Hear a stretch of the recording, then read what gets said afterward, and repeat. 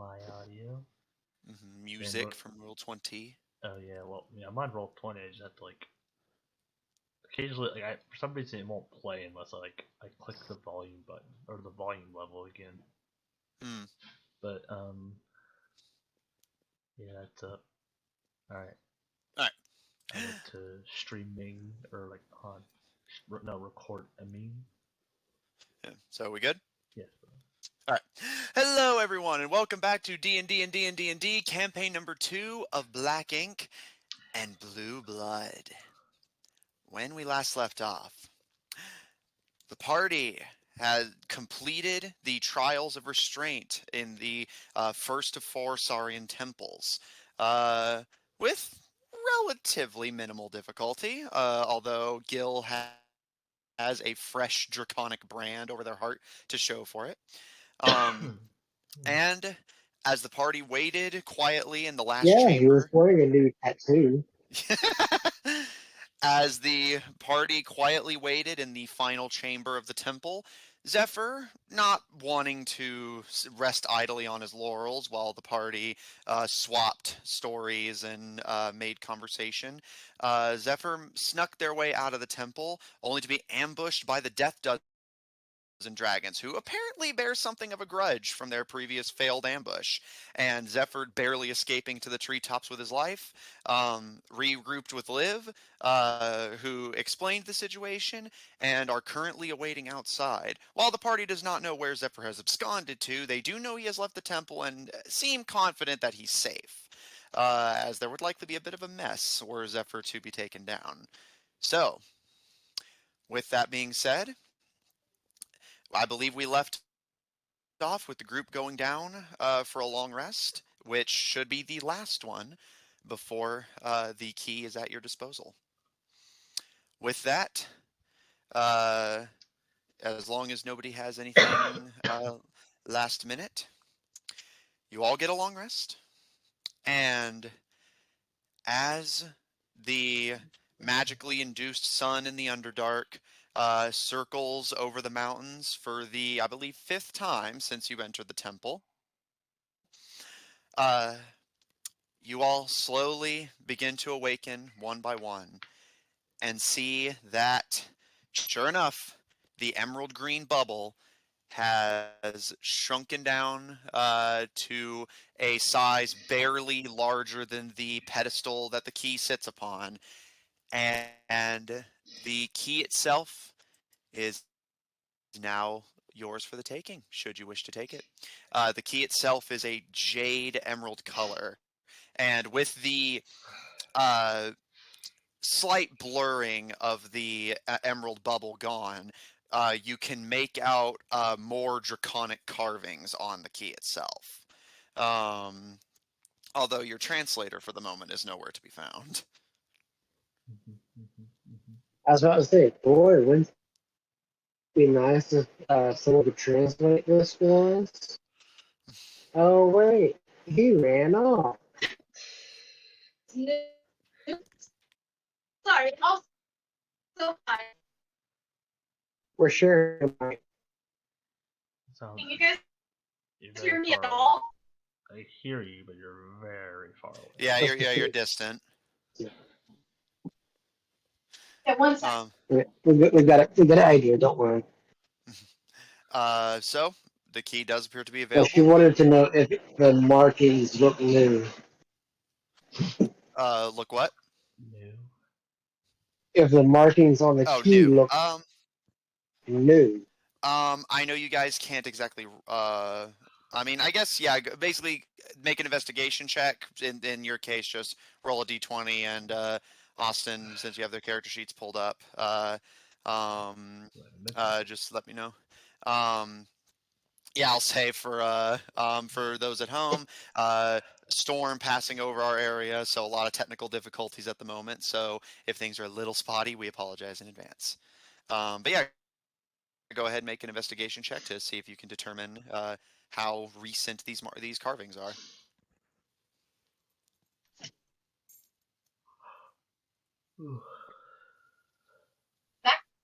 Hello? Can you hear me? Yeah, again, distant, but yes, we can hear you.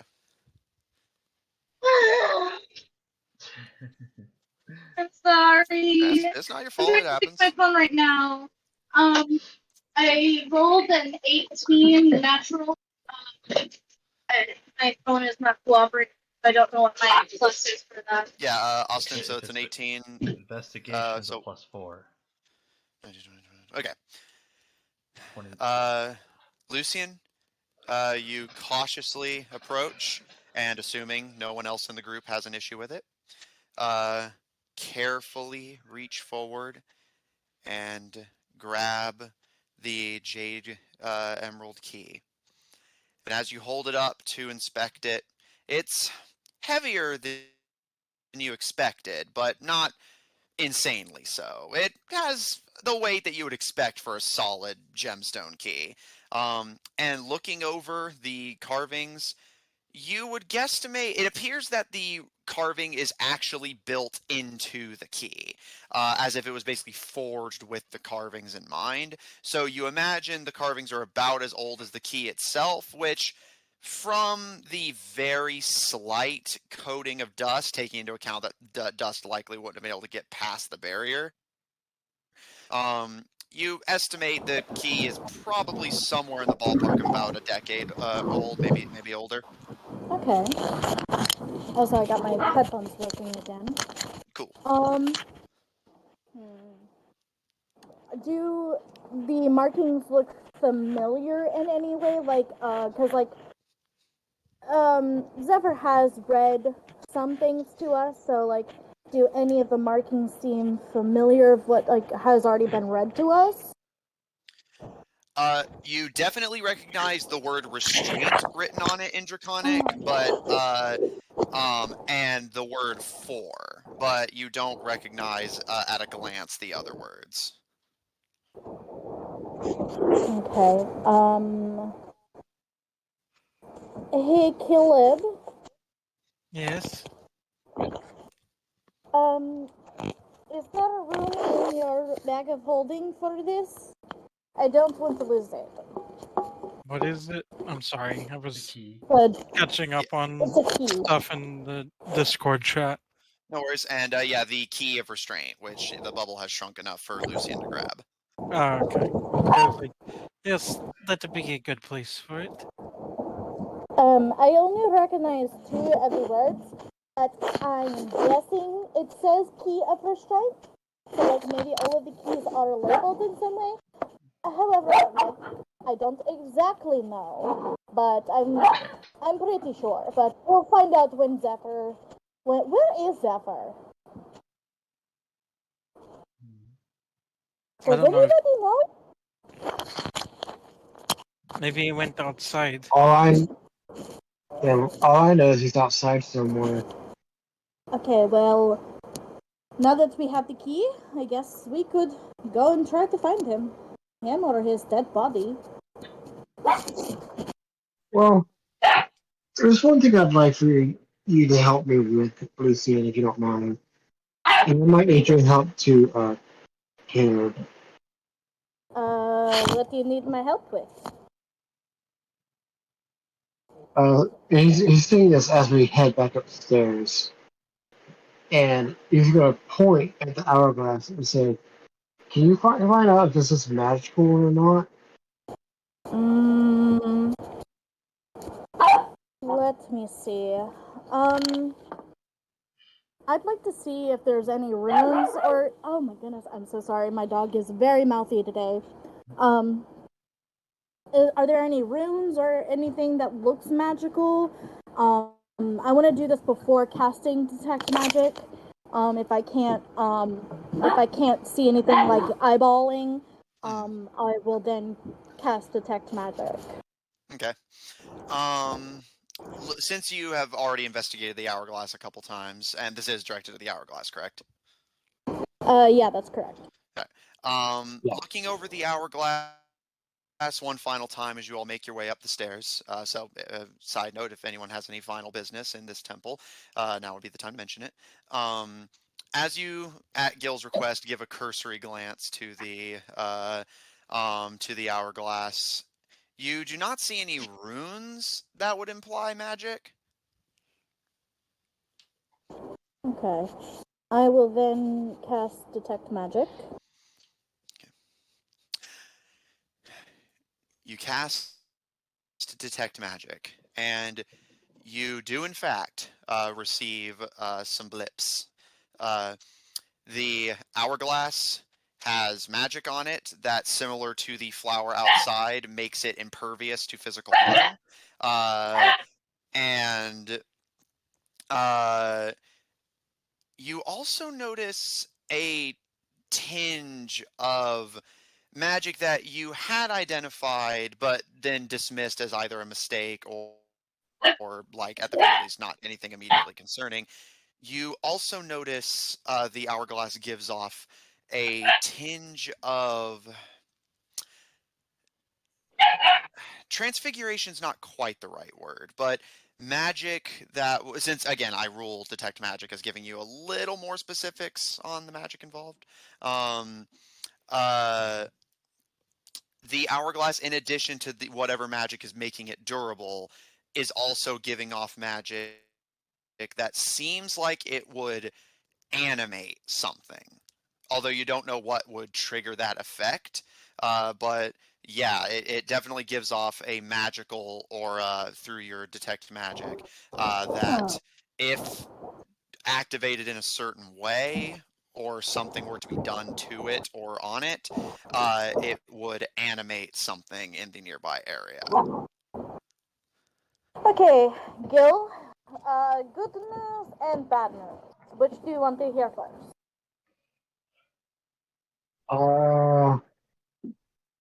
Bad news? You can't have it.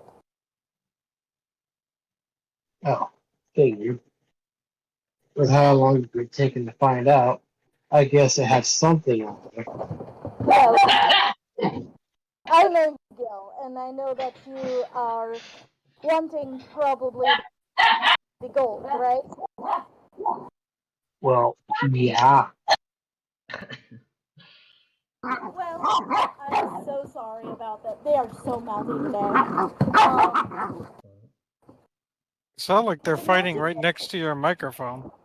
They are right. They're under the table. They're not fighting. They're playing.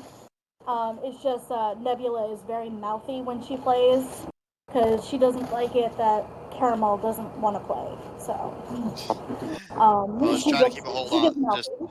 Just try to get a hold on them at the very least while I mean, talking. so it's hard to get them to do anything I want at this point. Anyways, so the magic that is on this hourglass, it has the same kind of magic. Like, you remember the door that we entered in, and I told you like it was pretty much indestructible. Yeah. Okay, it has that same magic. So like, even if you wanted to like destroy it and like get the gold, it's pretty much impossible to do that. Give me that. That is not for you. No. All right. Assuming there is no final business within the temple grounds, you all make your way towards the door, and as the doors are pushed open, you see that thankfully, since you have just woken up, the sunflower is already rising to part the waterfall, allowing you to exit unimpeded. And the bulk of you are delighted to finally see, even if it is fake magical sunlight, it is sunlight nonetheless. Zephyr, as you begin to awaken, Liv kind of shuffling lightly as well. Is there anything you would like to do?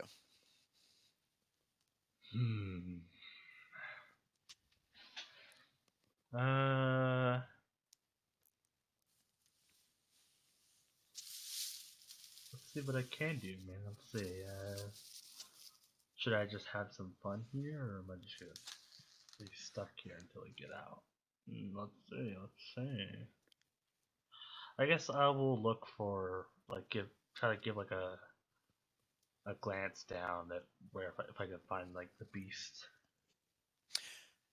Zephyr, as you turn your attention down to the base of the tree, pulling aside the leaf cover that Liv had created, you do not see the Death Dozen dragons anywhere. At least not at a glance. You can make a perception check if you want to look a bit harder, but at a glance, they appear to be gone. They're most likely not. They seem determined to murder us, so I will look harder. All right, make me a perception check. Well,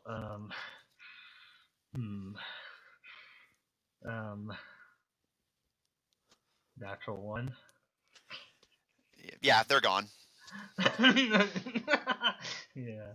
As far as you can tell, they likely absconded sometime during the night. Likely got bored of waiting. They got a taste of Zephyr with poison.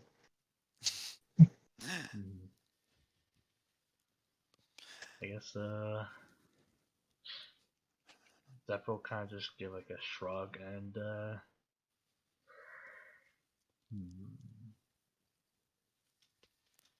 he believes they're gone, I guess, yeah. So I guess he'll wake up, or like if he's not already awake, he'll wake up Dragon 1. All right. Dragon 1 is already in the process of waking up, but as you kind of gently nudge him to rouse him a bit more, he kind of shakes his head and looks side to side before giving you a friendly smile and just... Oh, morning. We dead?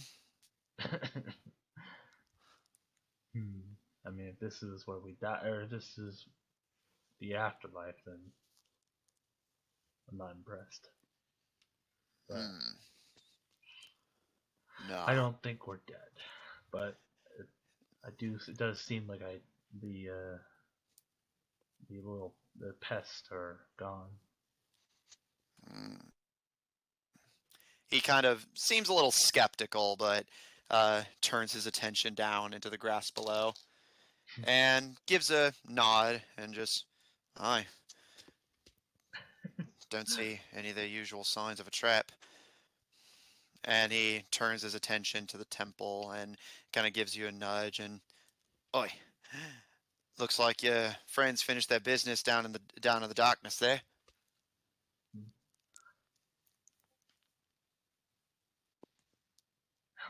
I look around. Do we have Well, yeah, hang on. Zephyr technically sees you first, since so You are lagging. yeah, and you're lagging. So, Zephyr, at Liv's direction, you do indeed see, as the sunflower rises to part the waterfall, your comrades gathering at the mouth of the temple, seeming ready to leave.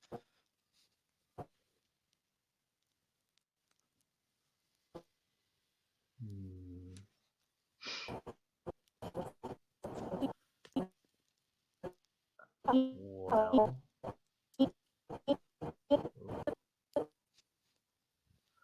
that's not going too well.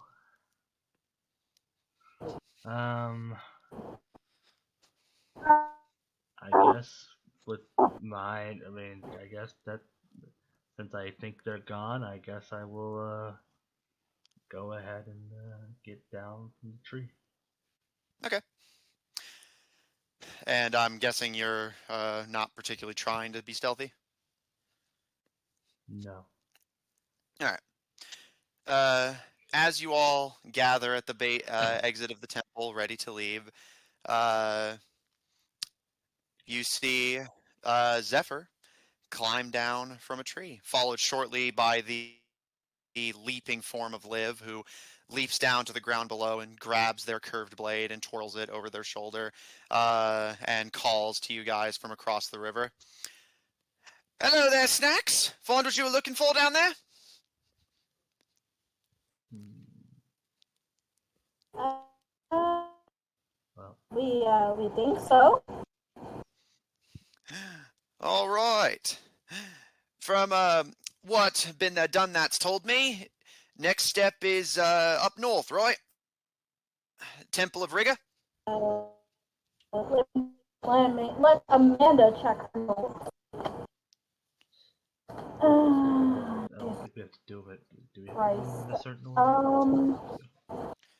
Well, that was the order that the group was told. Whether you have to do them in that order, you don't know. Next, the Temple of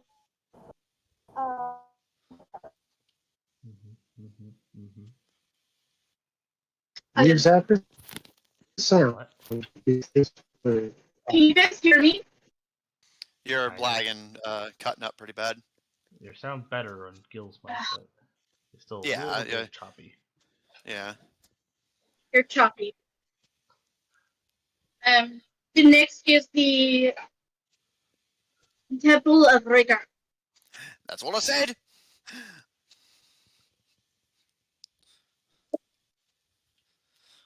Okay. Other way?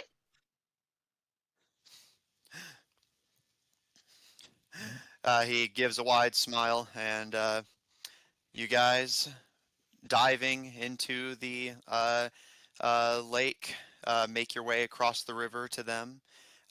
Neon, as you give a immediate look over, Morgan seems thankfully unharmed, as does, surprisingly, Ruby, dangling from their mouth, seeming hungry, but otherwise, like most of their injuries, are healing. Mm-hmm.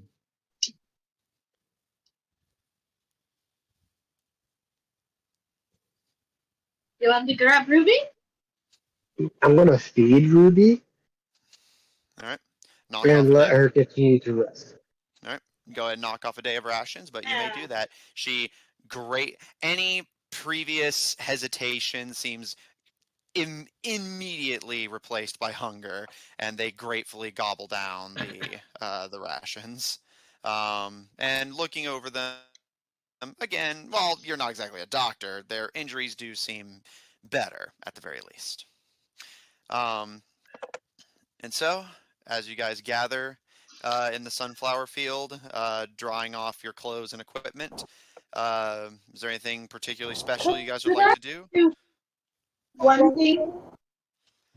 Go for it. I want to do one thing. Here's all useless.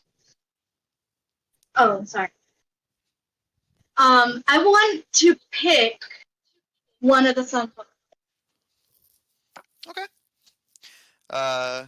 Easy enough to do. You,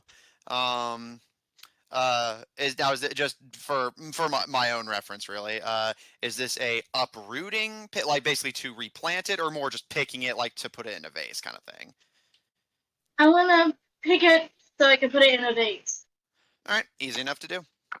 The stem is tough, but bending over and with a little bit of elbow grease, you manage to grab one of the sunflowers. And a couple of you kind of tense, expecting something to happen, but everything seems fine. What are you looking for? He said seems. He didn't say it is fine. He said it seems fine. Yeah. He'll say that. But after Gil feeds Ruby, Gil was going to be on the lookout. All right, make me a perception check. Well, we gonna get going? Yes, please. All right. Temple of Rigor, or what's left of it, I would is like to use my inspiration. inspiration. Go for it. Yeah, because I was in that one. Yeah, that's fair. Yeah.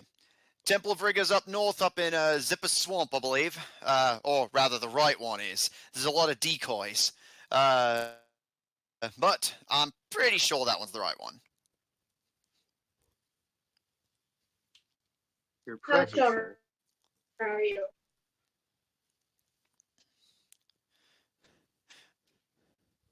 Sorry, I said, how sure are you? Like, 4 sandwiches? Cool. I need a Yeah. drink. Out of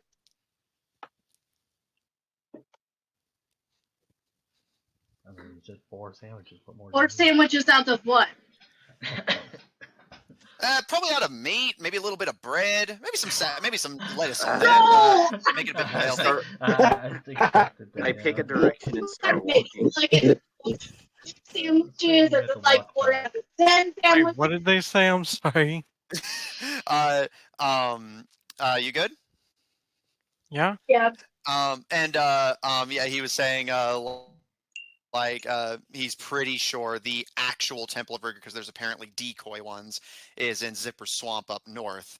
He's saying he's pretty sure that it's the right one. And Lucian asked how sure that is, and he said 4 sandwiches, and Lucian said out of what? And he said meat, bread, and stuff.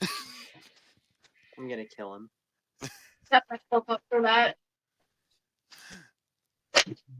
And I had a dirty 20s. All right. Gil, you take a look around, standing guard as the group gathers their things, and you don't see anything.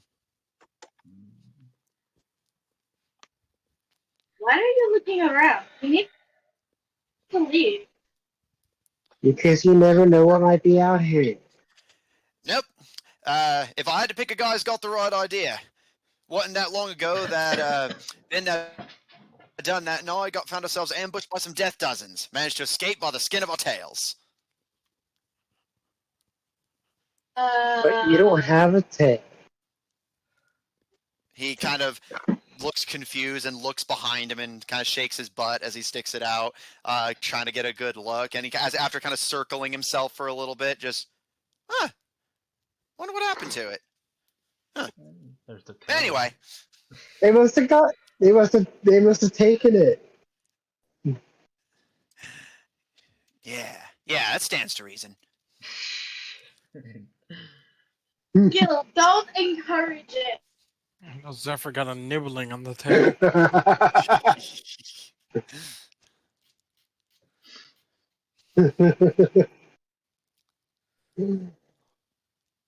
What is funny, Lucian? I don't Alright. have time for this. We have to go. Then let's go. And stop Alright. picking flowers. It's for never mind. I know it's for Sun Dragon, but it won't last long enough for us to get to her. It'll die for her. I'll take care of it. Take care of it. How long does a flower usually last, Matthew? Or has it been, Matthew's like, what do you think I am, a botanist? what I know? Make a nature You check. know, there's that new comic. I'm a DM, you know? not a phlebotomist. Matthew, What's up? you're like, I'm a DM, not a botanist. Yeah, I'm mostly Yeah. going off of experience for this one. Yeah.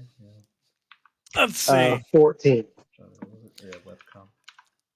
How long And- can a pick flower last? By your best estimate, Gil, it's a pretty big flower, so it'd probably last a little bit longer, but you estimate it probably at best, maybe like 2 weeks. Let's see. Most cut flowers can last anywhere from 7 to 12 days if properly cared for. Yeah, so about 2 weeks by your reckoning, Gil. It'll probably wow. be gone by or be dead. You better get this done before 2 weeks is over, then. Because you've only got about 2 weeks for that flower. Yeah, Then why Lucian's the just fuck like, are we I just take this standing flower here? for you Let's because I go." think you're pretty, and it's like a fucking like just Probably wilted hardened. husk.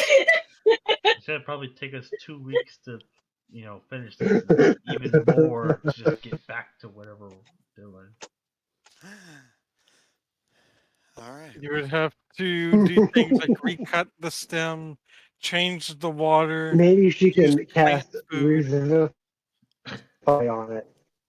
And if you do I'm all not that, going to waste a diamond on a fucking flower. Or restoration. if they do all that, they can maybe get 2 weeks. All right. So, So she's not gonna waste a diamond on a if there's flower. nothing else while you guys are in Like this that, area, it's not worth it. Neon clambering back into Morrigan at last. All of you just happy to be out of the dark nothingness of the temple. Lee, We haven't seen the sun in weeks. I mean, you were in there for like 5 days, so yeah. Technically, we still haven't seen the sun. Yeah, that's a good point, actually. Yeah, you guys haven't technically seen the actual sun since you went to Edict. We've been underground the entire time. Yeah, We're going to get back up to the top, and everything's going to have changed. yeah. I mean, Yeah, the not wrong. Statue of Liberty in the sand. They done it. I can't believe it. All right. I'm going to assume that going back through the Jade Valley, you guys are going to take on the same watch patterns you did before. So Lucian and Neon taking first watch, Gil and Zephyr for taking second. You Mhm. maniacs! You right. blew it up! Yeah. Sure. Damn you! Also, on my the watch, hell? I do want to do some things, All right. as always. Okay. And I will say, just to again make Did this we load easier. back up into the cart? Yeah, you can easily do so. Let's become Caleb's sleeping spot, other than the dirt. You all pile up back into the cart. Caro taking your usual spot atop Morgan, and Liv leading the charge through the jungle. And I will say for you guys' watches, so Lucian and Neon and Gil and Zephyr, do you guys want one person to roll with advantage, or do you guys want to roll separately, just so that we can, like, as usual, get the rolls out of the way now? I'll roll separate. All right. And Gil Yeah, and Zephyr? I'll roll.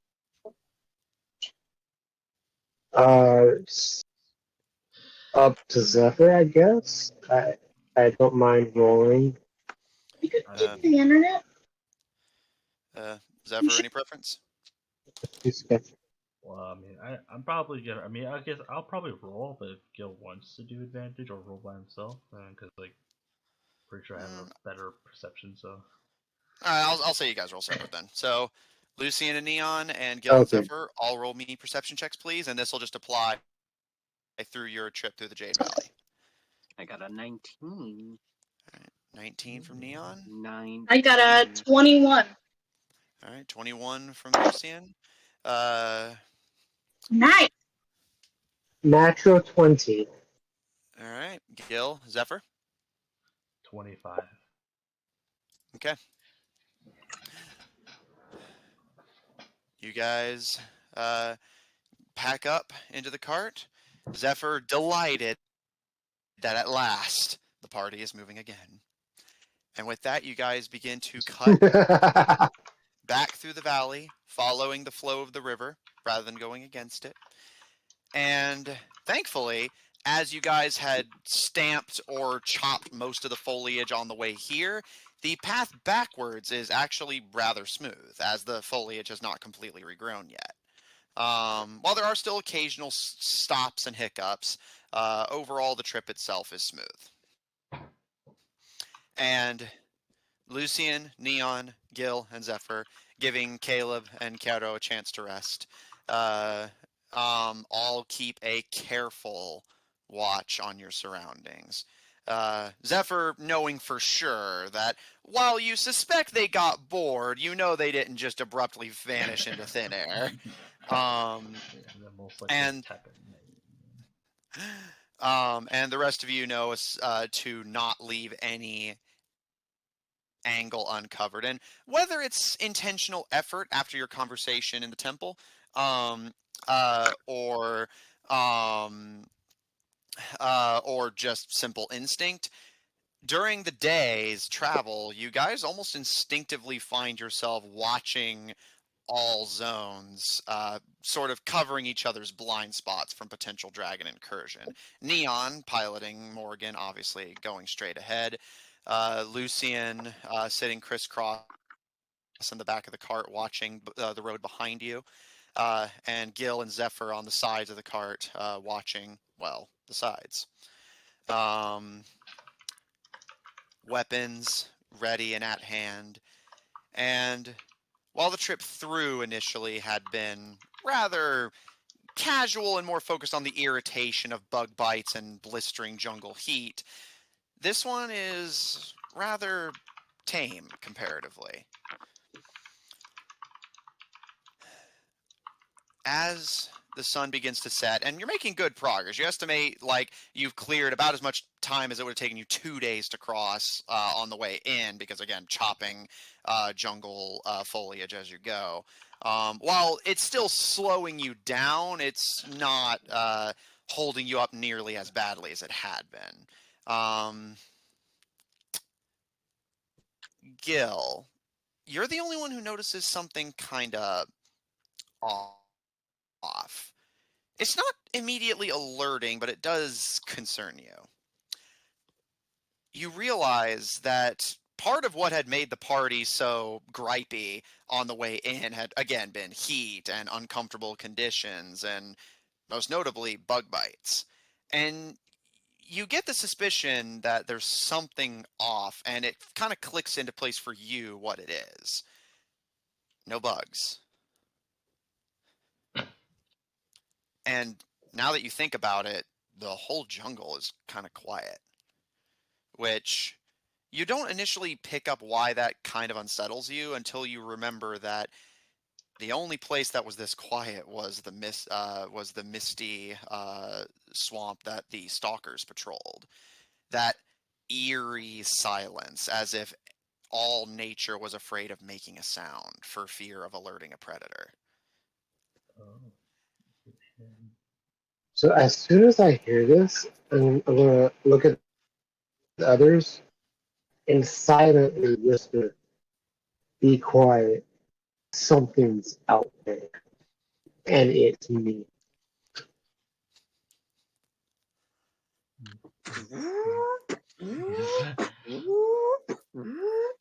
You activate your sign. Yeah, he goes over the megaphone. What? I couldn't hear you.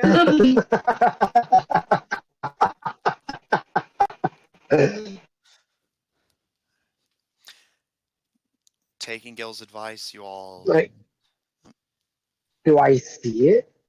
No. Like, do I have any idea what it is? Where it is? Nope. The Yeah, just the jungle is quiet. That's it gets your attention, but that's the only thing off you notice. If there is anything in the immediate area, it's pretty damn good at hiding. Lift. What's that? Does this seem familiar to you? Like, listen to the jungle. It's very quiet. Too quiet. Doesn't that seem a little off to you? He kind of pauses and sniffs the air and... Aye. It is odd. I mean, Jade Valley's hunting grounds for the death dozens, so it's not unusual for the valley to be kind of quiet. But, yeah.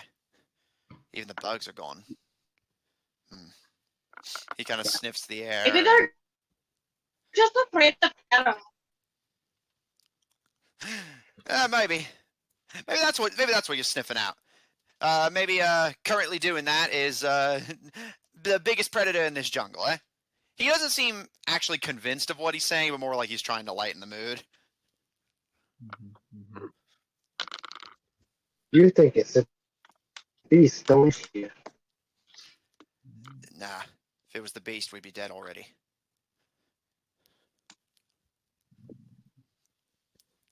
Unless it's playing with its food. Nah, beast doesn't work like that. He continues to walk, but you do see he holds his blade at the ready and gestures for you to continue following Neon as he continues. Well, The I beast, will. when it hunts, alright. The beast, when it hunts, it has a favorite little tactic it does. You see, the beast wants you to know it's coming, because, yeah, she's a sneaky old girl, sure, but only when the mood strikes her. She's not like the Death Dozens, who can be right behind you and you wouldn't be any the wiser. She's a biggin, you see, and her stomps, and he kind of like hops in the foliage a little bit, make the ground shake where she goes. And she can be light on her feet when the mood strikes her, but that's not her usual cup of tea. See, usually she likes to let the prey know she's coming. Not to play with them, no. But cause, see, whenever prey starts to run, prey starts to fall behind. The slow, the weak, the sick, they get left behind. And those are the ones she takes. Saves her energy. It's much easier to just take the ones who can't defend themselves once you scare off the rest, rather than take on the whole group at once.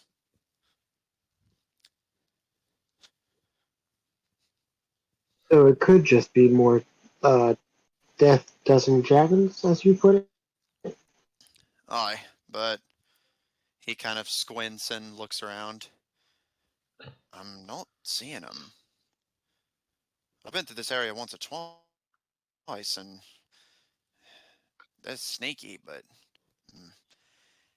He kind of bites his lip a little bit and twirls the blade in his hands. Well, fretting and standing still is not going to do us any good. He pauses, and unless Snack's got a better plan, I think we should keep moving for now. But what you guys are doing there, and he gestures to the cart. Good call. Keep watching everything around us. Keep an eye out. So, as we're still in the car and we start moving again, Caleb, can I see that emerald key again? The what? The emerald key, the one you have in your The bag. the J holding. key. With the key. Caleb will pull it out where he can see it.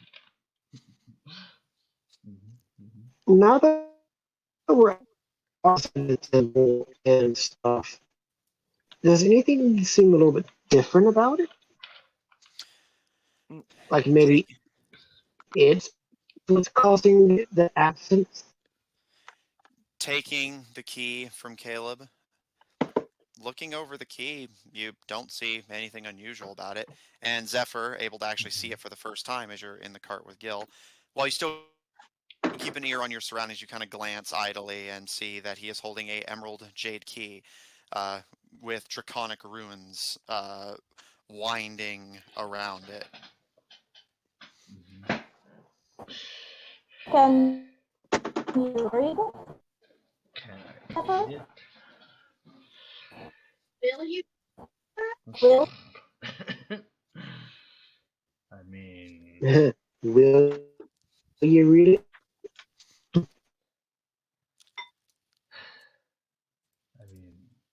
would me reading it change anything? I'm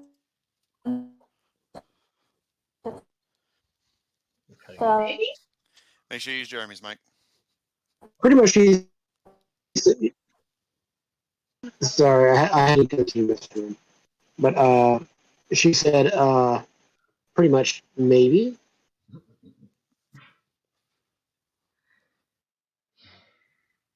I guess I will see if I can read the text. Alright.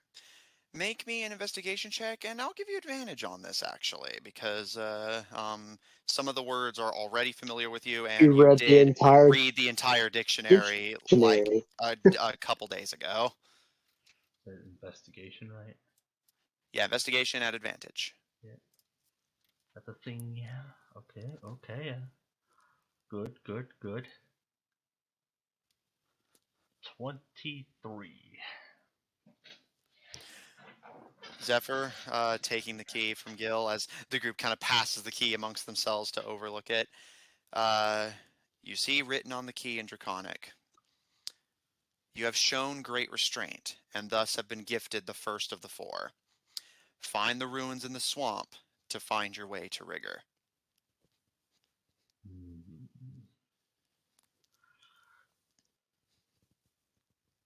So we are going Zephyr in doesn't the right, say anything. the right way at least. Zephyr doesn't say Yeah, anything. Zephyr, do you pass along what you read? No, that was just me, the player, thinking that. Mm-hmm. Zephyr will hand back the key. And Did he take it from Caleb? Yeah, well, yeah, Gil took it from you, and then Zephyr No, took it from Caleb Gil. just pulled it out to where Gil could see it. He didn't let him take it. Okay. Well, regardless, Zephyr would have still been able to read it, so. So you still have it. So Zephyr will just. You think Caleb is going to trust Gil with something this important? Yeah, that's fair. Come on, a little bit of credit here. Or what? Yeah, Gil just basically overlooked it to see if there's anything different about it that might have been causing the absence, and then Zephyr went over it to translate the ruins. But yeah, you still have it then. So Once Zephyr... they're done gawking at it, Caleb's gonna put it back in the bag of holding. All right. Zephyr, do you pass along what you read?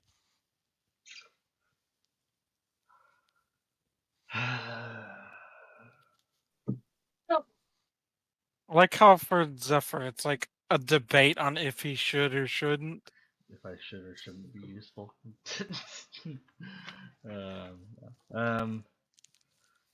He'll kind of just like, yeah, he'll relay the message. Just like, essentially, it seems like we're going the right way. He'll be like, oh, this is what it says, but we're heading that way. Yeah, but not what's making the absence of bugs and stuff. Maybe it is Kara. Maybe. Last time.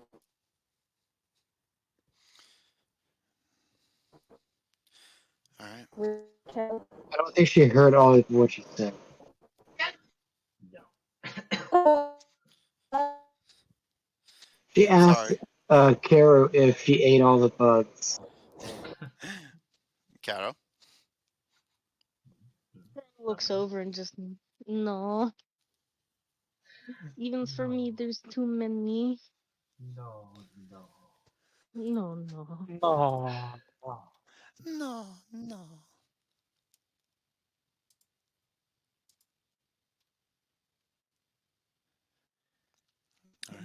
All right. You guys travel throughout the day, and as the sun begins to set, you stop and make camp for the night, unless you wish to change up your mode of travel.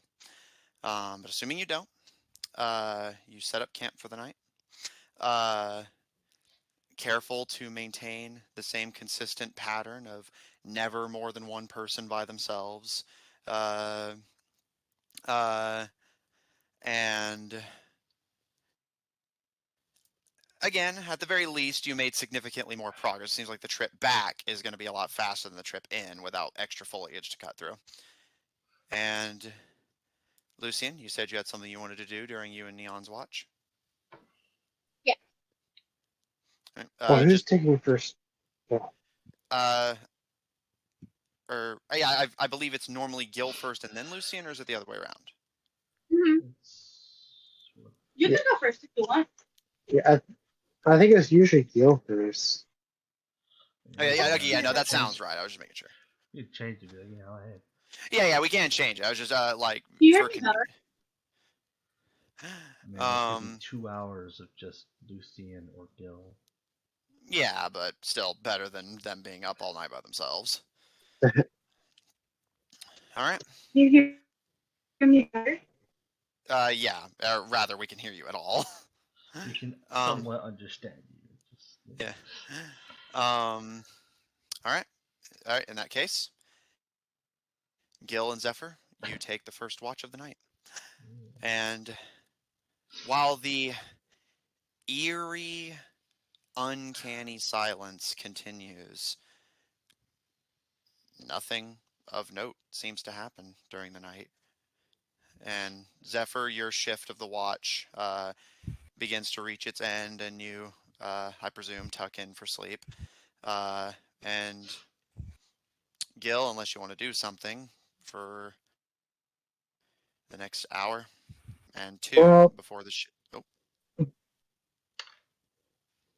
I was gonna say, once the shift ends, Gil's gonna wake up Lucian, but only Lucian at this point. Okay. That's my turn. Well, yes, it is your turn. I have a question. If you might be able to I help might me have with something, an answer. could you send a message for me? To who? Summer. And what would you like me to say? I want to know if she's even interested in me, if she's okay. Because, like, if she's not interested, I don't want to put unrequited effort into it, you know? I understand. However, I know, go ahead, laugh, laugh, laugh. Get even. I'm not going to laugh at you.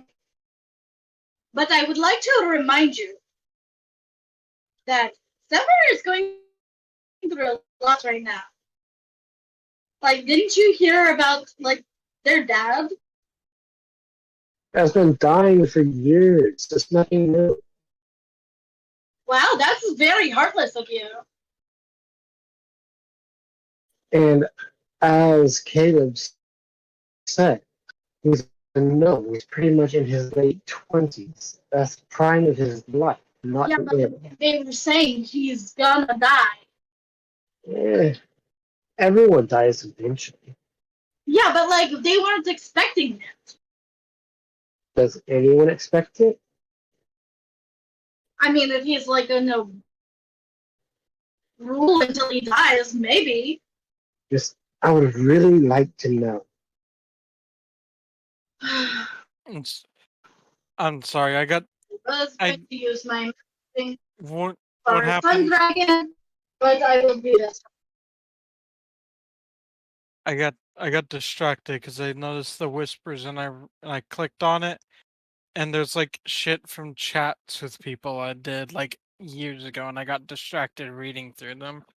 So what just happened? I heard Caleb's name get mentioned or something. Gil's asking Lucian if Lucian can message Summer on his behalf and check if she's safe. And I if did she's say even that. interested. Yeah, and if she's interested in him romantically. Like, do you even care if she's like safe? I said, is she safe? But if you also remember, Caleb, when he had his question answered by the brokers, was informed that she was indeed safe. But it's been a little while, so I was wanting a pretty much like an update to see if she is still safe. She massages the bridge of her nose. Takes a sigh. All right. Thank you. There you go. You'll actually ask for help. He says, yeah. And he says, thank you. I'm gonna send a message right now. Do you want to stay up for the message? Yes. Okay, I will send the message to Summer. Did everybody go to sleep? Yeah. Yes, you guys set up camp for the night. Yeah, this is Gil and Lucian are the only ones awake at the moment. Yeah. Okay. It was 8. So Caleb and I'm probably are asleep right now. Yep. Yeah. Mhm. Woken up, so. Okay, so my message is going to be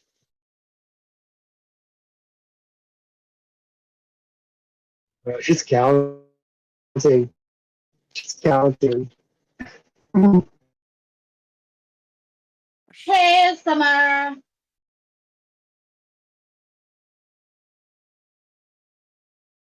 Gil has really been missing you. He hopes you're okay. And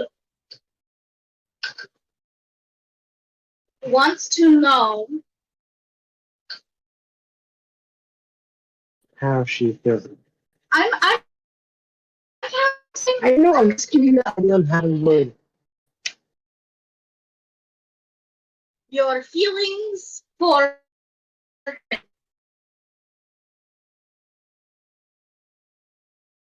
and that's my message. I barely heard any of that. I got it. Don't worry. To your surprise, Lucian, a reply comes only seconds later. Well, I'm glad to know that all of you are safe. And assuming you can get back to civilization in one piece, wherever you all are, I would be very interested in picking up where we left off. It was my birthday recently, you see. Okay, so she's just gonna give Gil the biggest grin. She totally is into you. She said that she wants to pick up where you left off. And also, it was her birthday. Do you want me to send her a happy birthday from you? So how does the mail system work again? And There's various ways to go. Because okay, he's got to work on sending her a birthday present. Probably You know the what you good should old do? Pony You should Express. send her that necklace that you tried to get me. You should send it to her. She would love it. And maybe some herbs, like some extra poisons or something. That one? Well, she loves herbs because she uses them all the time. I went herb picking, remember? But like, wouldn't they be like super dried out by then? That's exactly what she needs. Dried herbs. They're easy to crush. I suppose. Is that all for tonight? Yes. Thank you. You're welcome. Go have your wet dream. Wow. Would she even know what that is? Yes. I was about to say. The little prude? Listen, she's not rude. Well, she also read a lot of innocent- medical textbooks. She's not Yeah, I was gonna innocent say, I either. don't Look think at it's her brother. unreasonable, but it is funny. All right. Gil, as you head to bed, Lucian, you and Neon take over for the watch. And again, the jungle is quiet, but not altogether disturbed. And your watch passes without incident. You all get a long rest and knock off another day of rations and water. What's up? Lucian has a way to refill water. Yeah, so things, basically, right? Lucian, if you make sure you do the appropriate spell slots, but yes, if you're willing, you can basically supply the party with water. Sans Zephyr, obviously. I'm pretty sure Caleb ran out of water last session. Well, yeah, but I believe she topped you guys back off, so you'd be essentially back Yeah. at full. She topped y'all and while Zephyr was gone. Hello? How many days has it been since we left the place? Just one. This is your first night since leaving. Okay, gotcha. Hello? Just making sure. Hello. Sorry, I did want to do one more thing before my thing ended. Shit. Yeah, my Okay. ship flushed. I wanted to send a message to Sunrise. Okay. Lucian, as predictable. All right, go for it. And the shipping is real in this campaign. Yeah. I feel like Lucian should have went first watch because now she just used 2 spell slots. Sure. But I can always use my Carla power if necessary. So I'm gonna say.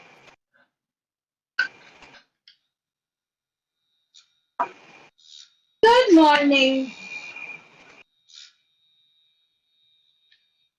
I just wanted to touch base with you and let you know we are currently trying to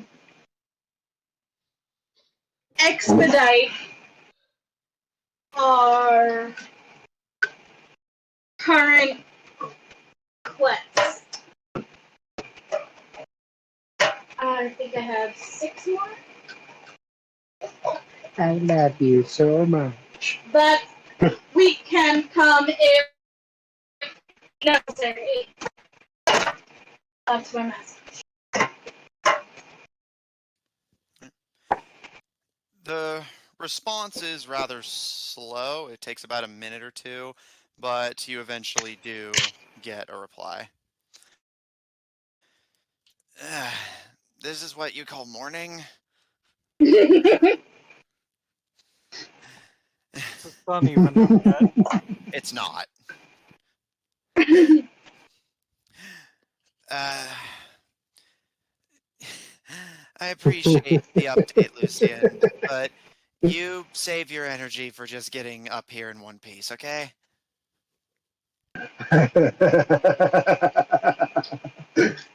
Don't wake her up again, is what she said. Let her get her beauty rest. Are you kidding me right She doesn't now? need rest to be beautiful. Yeah, because to give you a little bit of context there, Lucian, you just woke her up at 3 in the morning. I'm so sorry. Well, technically it is morning. Technically, it is morning. Like, this is the problem with She Lucian probably just sending went these to bed, messages though. at night. This is Because so far, literally most of the the people she's been equivalent. messaging. You go ahead. This is literally the equivalent of like those crazy girls on like you hear in those stories who are like constantly messaging some dude. Yeah, like into the wee hours. Yeah, like, because most of the people Lucian's been messaging are kind of night owls, but Sun Dragon is not a morning person. So So Amanda in real life. Yeah. understandable. Okay. I will let her Matthew sleep. has not seen a morning in years. I haven't. That being said, Like Oh, this he is before honestly, bed. that's fair. I've he- seen the he might- sunrise. you've actually seen the sun. Yeah, because I go to Yeah. sleep after. Because I'm like, ooh, sun's up, time for bed. He's like Vampire. Fucking He's like the reverse of most people. Yes. The rooster crowing at the crack of dawn is like your friggin' is like those sleep machines for you. The Yeah. ones that do like the ocean sounds and stuff. It's like that for you. Yeah, and then like wolves howling and bats flying around as my alarm clock. Anyway, is that it for you, Lucian? yeah. Are you done pestering Sun Yes. Dragon in the early morning? I mean, Alright. I'm tempted to message other people, but I'm not going. Spell slots. Oh my goodness, were you gonna Yeah, message just the king use of all of your Phaedra? spell slots Message on Sun messages. Dragon. Message Sun Dragon 30 minutes from now. Hey, sorry I woke you up at 3 in the morning before. No, that's exactly it. All right. Lucien just uses all of their spell slots right now. Sorry I woke you up at Yeah. 3 in the morning. What a fuck. All right. Hey, Sun Dragon, I know it's like 4 a.m., but hey. Hey, how you Here's a doing? nude. Hey! Like here's a mental nude. Enjoy. Mental nude. What the fuck? What the fuck, Jeremy? Well, What you the said actual fuck? message it through your Sending mental brain. nudes. How you, I don't even know how that would work. I'm pretty sure He's you can just only send describing. words.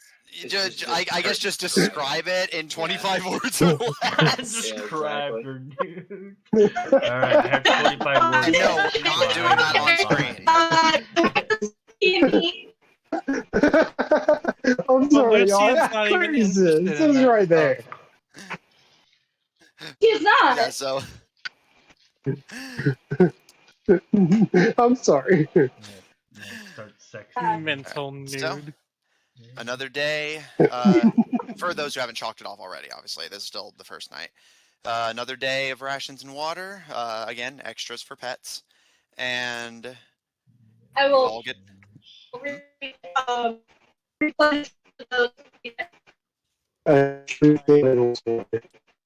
I didn't understand either of them. Yeah, both of you are bad at the moment. Again, try to use Jeremy's mic. Sorry. Potato she, power. So, like, even Jeremy will. She refilled everyone's water. Okay. So everyone's water skins are topped off. Another Yeah, you're spell good. slot down. Yeah. But you guys just got a long rest, so you're good. We don't do it like 2 nights ago. So, morning comes. The magical fake sun rising, although the jungle canopy does shield you to a degree.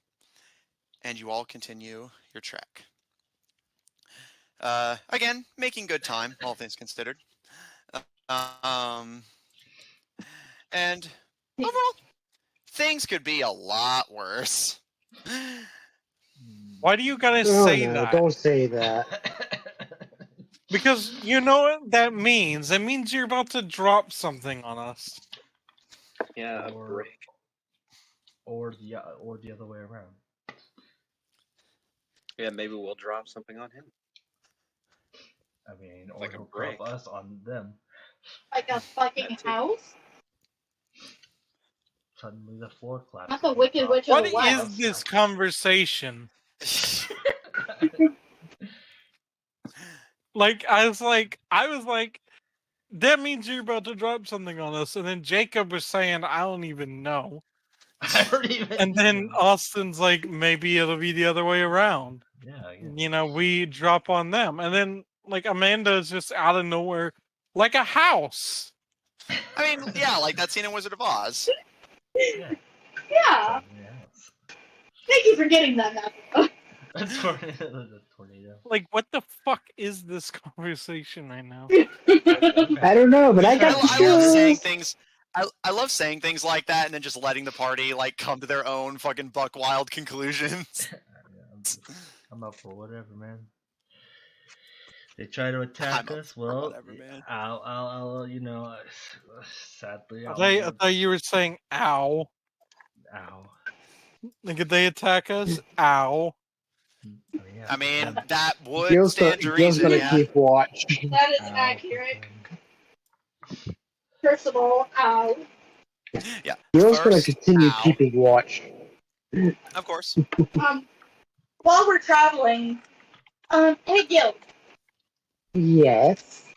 do you think from now on I can take first watch so I don't burn my spells every time I go to sleep? You mean so you can talk to your girlfriend without getting too tired? Or talk to your girlfriend? Like, technically, you don't have to use That spells to too. begin with. And also, she's not my girlfriend. Not yet. Zephyr, your fairly reasonable observation going completely unnoticed. Honestly, Lucian didn't even hear it. Yeah. Yeah, Caleb couldn't hear Zephyr over the two elves going back and forth. That's reasonable. Zephyr. Or, sorry, not Zephyr. Neon. You notice Liv suddenly comes to a stop. I will also stop. He just keeps going and just runs Liv Yeah, over. I step on him. I step on him. Kill him. He's not gonna be living anymore. Never living. How much did that hurt? A reasonable amount. Hold on, let me roll this. You know, self-harm is not the answer. Wow. Let me roll to see how much damage I did. Hang on. Let me go to combat. 1 second. Hold on, bear with me. This is important. Just roll a guys. d4. This is important. That's what it's like. 7 damage, in fact. All right, noted. Noted. This will come into play later. There will be unforeseen. I will remember that. The DM will remember that. Prepare for unforeseen consequences. Prepare for trouble. On me. And make it. Prepare. Yes. Yeah, I'm like, yeah, I got it. Neon, looking I can't remember through the whole speech, so I'm not gonna try. Neon, looking through Morgan's viewport, and the rest of you feeling the abrupt stop, kind of glance up curiously, and see what has motivated Liv to come to such a sudden and abrupt halt. Further down the river, in plain view of all of you, about 35 feet ahead of the cart, you see what you initially think is a Death Dozen dragon, but it's huge, easily matching Morgan's size. Real quick, Neon, do you remember how tall Morgan is? I believe around 14 to 16 feet, something like that, but I'll double check. I thought I had the exact measurements, but it just has size large. Yeah, so, easily matching Morgan's size, but keeping that same colorful feathered pattern and sickle-like claw at the base of its legs. And it bears its fangs and its hand-like claws extend. It doesn't run. It doesn't make an aggressive move. It just stands and stares at you. Wait, what's standing? Like, I got everything except for what it was. Death Dozen dragon, but big. Yeah, Death Dozen dragon. It looks like a about Morgan's size. That's the wrap. What does Liv do? Liv's just stopped right now, and the Death Dozen dragons are basically raptors. Yeah, okay. I couldn't remember if that was them. So it's a very big Dragon One, raptor. are you okay? Real quick, before Liv answers Lucian, Gil, you said you wanted to do something? Man, don't give me that finger. I gotta play Gil the way that would realistically do it.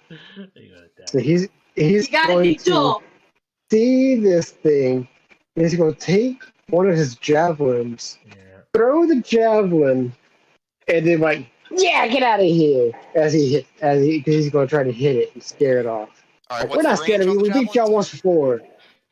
Your javelin range. How close you getting? It's 30 feet unless you do. It's 35, and from you, Gil, it is currently 30 feet to 120. All right, so its you'll range either is have 30 to. feet to 120. All right, so you'll either have to get out of the cart and move 20 feet ahead of the group, or attack with disadvantage. Y'all are just trying to scare it, so you have to hit it.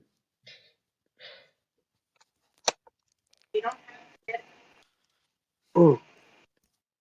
What I will do, I will bonus action Misty Step 20 feet in front of the cart and then throw the javelin.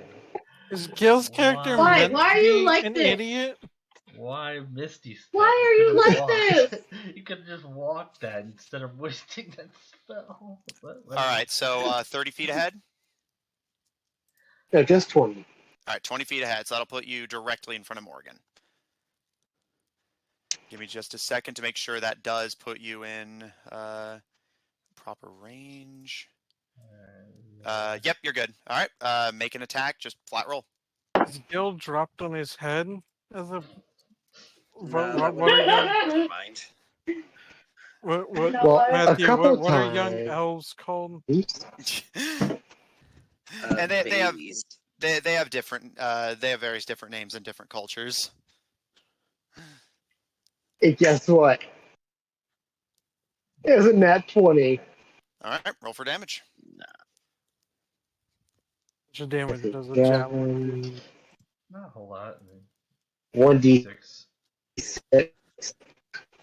plus 4. Well, that's your modifier, so it'd be 1d6 times So- 2 that, and then plus 4. 3 plus.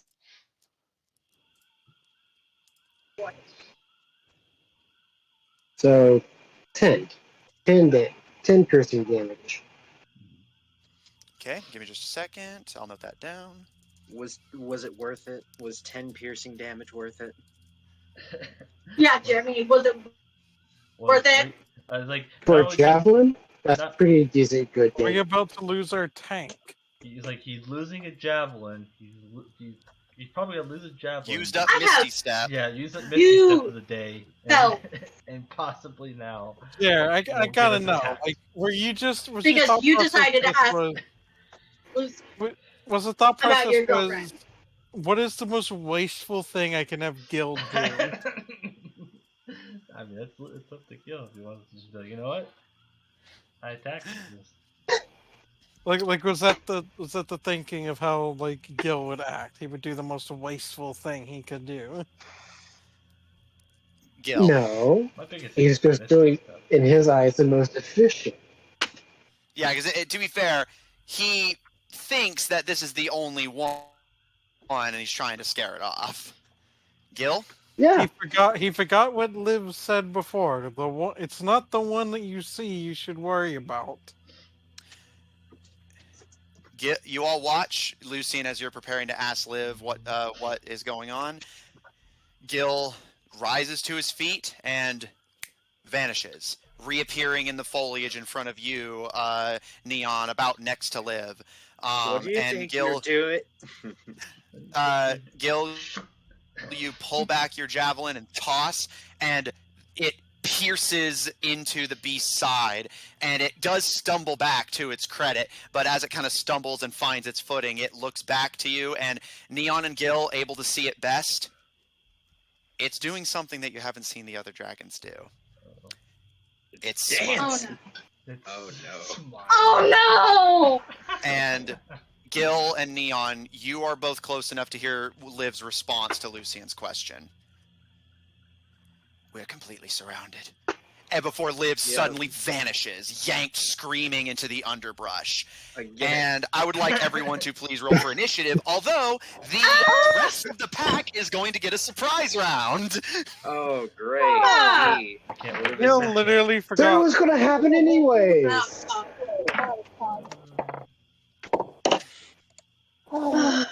What'd you get? It's not completely Not good. surprised, Not but good. still, just I can't wait until they can't surprise me. Are we rolling initiative or damage? Damage. Initiative? Okay. But they're going to get a surprise round on you before... Well, I rolled an 11. What's Okay. the just It'll say on your character sheet what your initiative thing is. Again, I'll do the 25 to 20, so that everyone's not just barking numbers at me. 11. give me a moment? You need to tell me what it is. All right, I'll take the time to do the creature's initiative in the meanwhile. Mark the numbers at him. Numbers. Nice.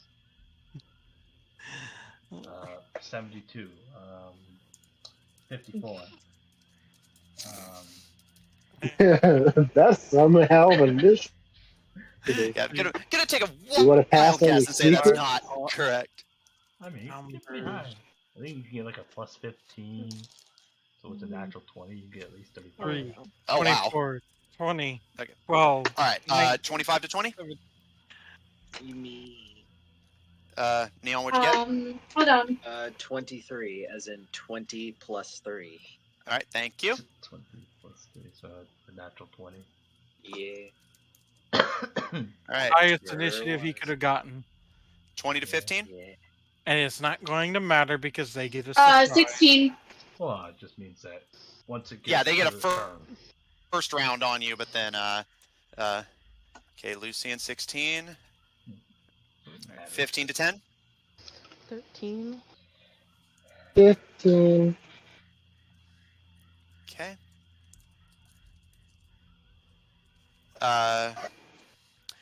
Caleb, you said you got 11, right? Yes. Let's see. Okay, Lucian, Gil.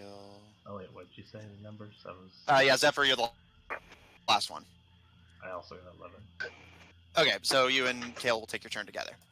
The real boys. Okay, so The Badger Neon, boys. Neon, Lucian, Gil, Caro, Caleb, and Zephyr. Am I forgetting anyone? Don't believe so. Okay. As Liv is yanked screaming into the underbrush, the rest of the Death Dozen pack descends on you. I do have a That battle map. happens to him quite often. Like, he always seems to get yanked. Well, Like it's this either is that or Matthew's- the NPC hogs up the turns. Yeah, this is Matthew's way of removing the NPC from our fight. Yeah, because you I guys know, get it's to be just heroes. funny. Do you like resolve lives? It's just live like, it's just fight bad with the luck. Death Dozen Dragon like separately? Yeah, actually. Basically, I do keep track of what's happening with him. I just basically, get him out of the field. And yeah, I have a battle map. And I will shift you guys to it as soon as I've gotten all the tokens in place. Oh, I'm sure you will. It's like that. Let me Like see. as if you already Uncanny- do that all the time or something. When an attacker that you can see hits you with an attack. So would that technically mean like I can always uncanny dodge from a melee attack because I would not have always. to be able to. Well, they would always be within sight. Yeah, but I say not always because it's a reaction.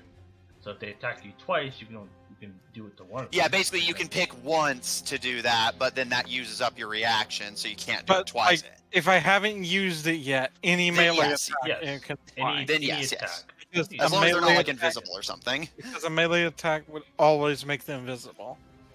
It doesn't A even have to be ranged a melee attack attack. could be done from a hidden spot, but a melee attack really can't. Why? Because it's a melee, they have to Okay, be they right have on the- top of you. Yep, they have the movement speed to do that. All right. Unless they're invisible.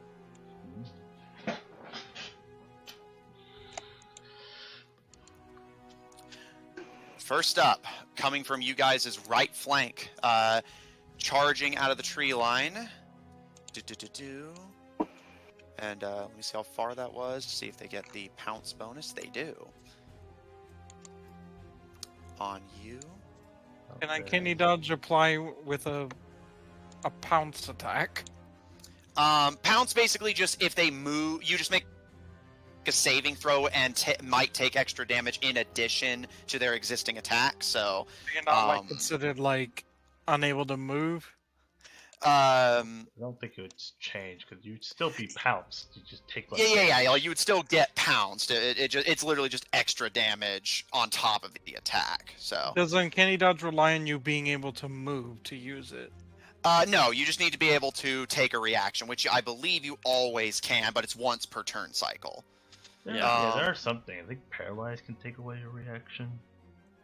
Yeah, like some special conditions can, but Hear and how pounce much just damage knocks it you. is, and then say uncanny dodge.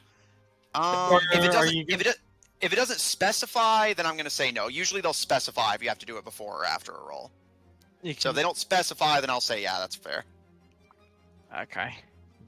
All right. First up, two Death Dozen dragons, although they also appear larger. Not quite as large, but still large. Easily about you guys' size. For dinosaur nerds at home, these are Deinonychus. As they all come charging out of the tree line, taking advantage of you guys being distracted by the much larger one. One is going to charge you, Zephyr. So first, it's going to make a bite attack. You have with your current equipment, what's your AC? Because you said it fluctuates. So I'll just ask you. I didn't state that he brought out Whisper, so it's at 18 more. Okay. All right. As one Death Dozen dragon comes charging out of the tree line, it gives a mighty hissing shriek and pounces, literally jumping out of the foliage along with several others of its comrades. The one going after you, Zephyr, lands on the cart and snaps its jaws down at you. But while you don't have Whisper in hand, you manage to roll back. Literally, you actually bang your head against Gil's knees, or not, where Gil had been sitting, as you have to roll to dodge it, and the Death Dozen dragon crawls into the cart and starts making slashes at your form. So because you are not prone, these will not have advantage.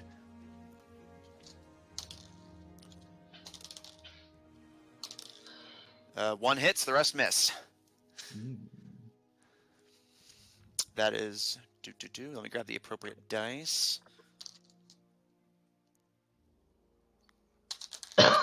Zephyr, while you do manage to dodge the majority of its swipes, as again, it's in the cart, taking the seat you had been occupying to start snapping at you. You managed to dodge the majority of its strikes, but one claw strike does manage to catch you on the arm, and you take 5 slashing damage.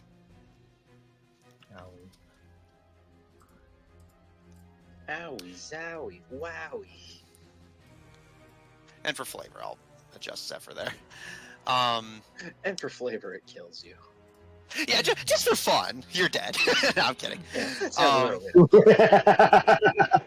You never posted the link. Lucian. Oh, yeah, Yeah. Austin, would you mind? If you can. It should be pinned on our conversation. Yeah. Lucian, as you hear the echoing shrieks go up all around the jungle, one leaps into the cart, actually causing it to shudder and shake and knock a few of you off your feet, as one gives another eerie, sharp-toothed smile, expression to you, Lucian, and charges forward into you. Let's see. You manage to barely dodge out of the way of its fangs, and it starts bearing down on you with its claws.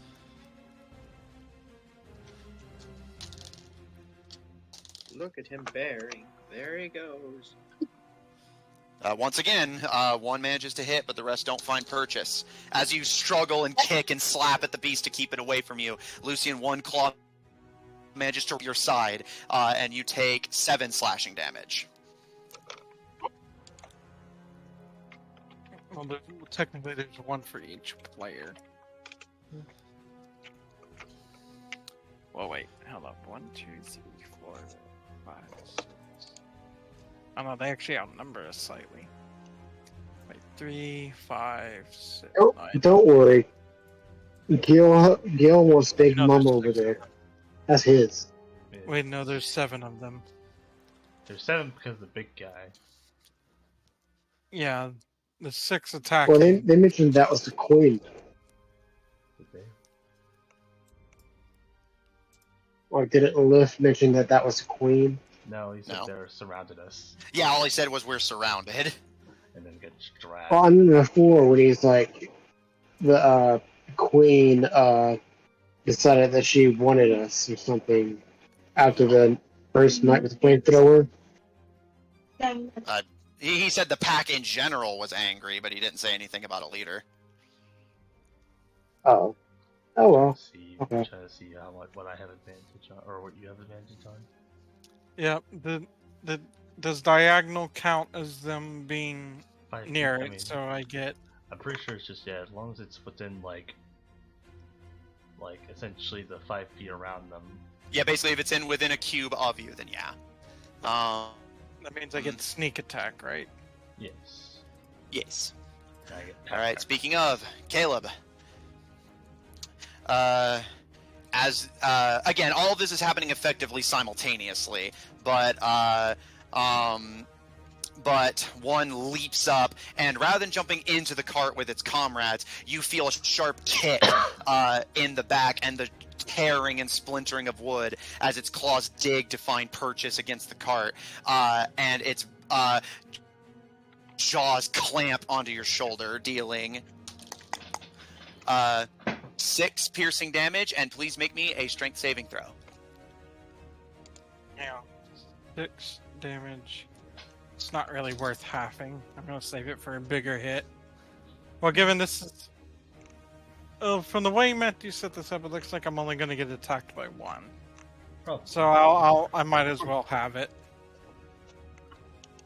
Okay. So you take 3 piercing damage. Uncanny dodge. So yeah, your reaction for this turn cycle's used up. That's a 2. All right. Well, no. With the -1, it'd be 1. All right. You are knocked prone. You take an additional. I'll consider this part of the halving, but you take. I'll have it for you. So just what I say is it already halved. You take an additional 3 piercing damage, and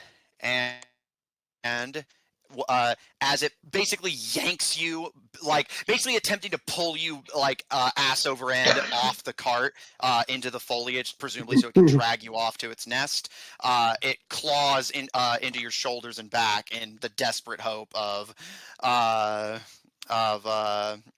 basically wounding you enough to get you to stop struggling.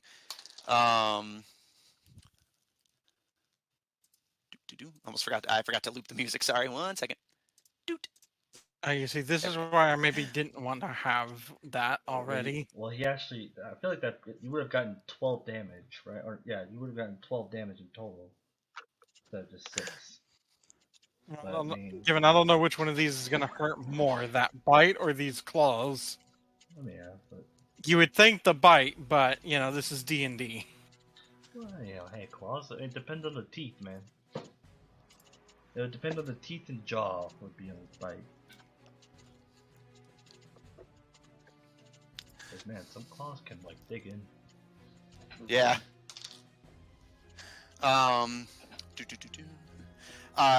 Caleb, as you feel its weight shift behind you, you manage to dodge up.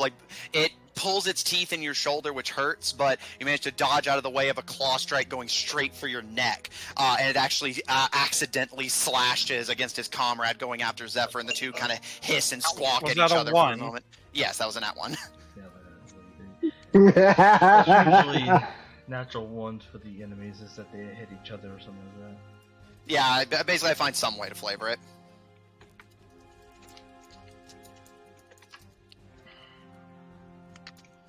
Okay, let me note that damage. Okay.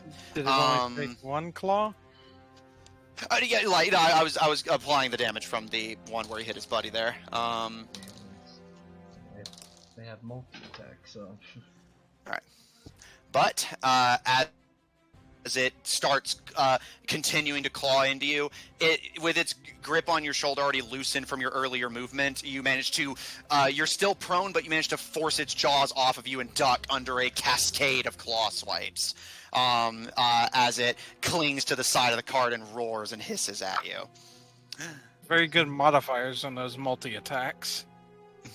Because Caleb's armor is not that crazy. That or he rolled 4. Let's see. That's you.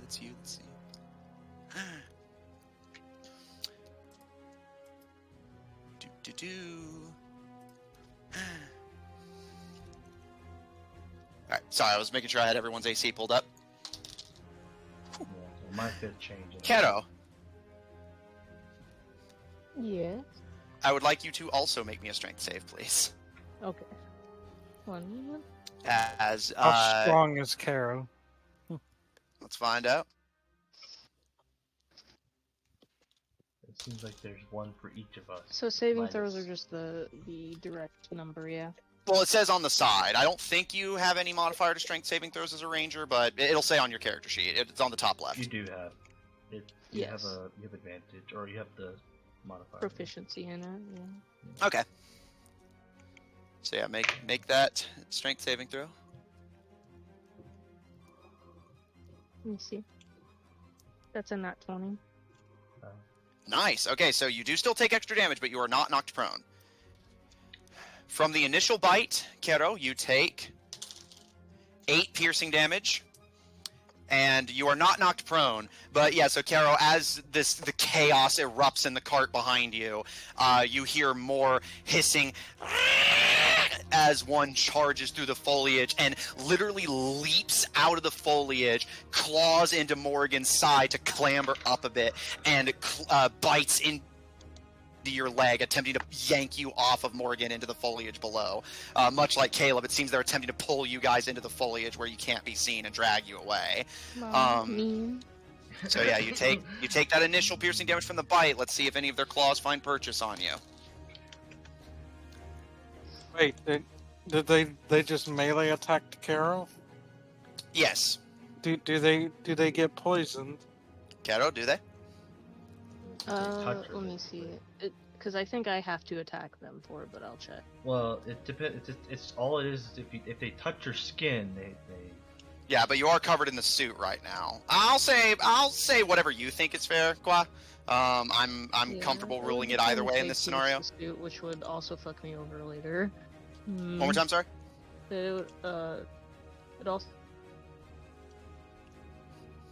depend if they pierce the suit, which would fuck me over later anyway. True. So do you want to rule that it does count? That doesn't count. They have to grab, or no.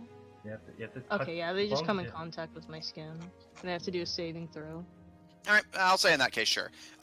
One of their claws does find purchase, so you take an additional 3 slashing damage. Oh. As it Claws basically don't do a lot of damage. it claws into your thigh. Again, attempting to just drag you off of Morgan with its weight alone. But yeah, I will make is a con save. Yes. DC 12. So that's an at 1. They fail. Oh, so they're poisoned for 1 minute. All right, noted. Does that do to them? They have disadvantage on most things.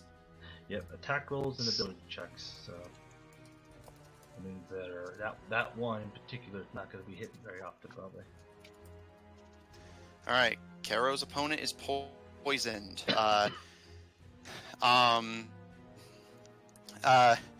And Kero, you watch as it tries to pull you off. It keeps its claw embedded into your thigh, but it does take its mouth off of your leg, where you can see it punctured the suit, and opens its mouth and kind of gags and coughs and kind of slams its head into Morgan's metal, very much not enjoying the feeling as it shakes its head blearily.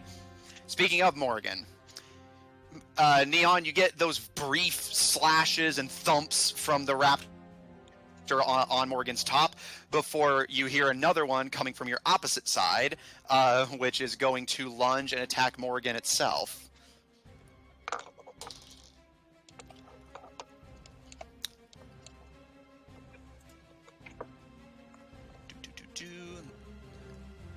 Morgan have their own separate health. I believe so. Yes. Is that correct? Yes. Okay, that's what I thought. However, thankfully, because Morgan is a construct, they cannot be knocked prone by pounds. What happens if Morgan's health drops to 0? Are they just permanently destroyed, or can he fix Morgan? They get destroyed, and I have to I can get them back. I have to spend a lot of money and hours. To basically fix Morgan? Yeah. Okay. Makes sense. Yeah. Yeah, I have Morgan's AC noted here. Okay. Does it say 16? Yes. It's 17. I noted it down wrong. it was 16 from like the actual calculations, and then I got a module that lets me raise Right. it Yes. by Okay. So thank you for correcting me. It still hits, but so we know for future reference. Then was it a 19? It was a in total 21. Oh, okay. Like zoinks. All right. All right.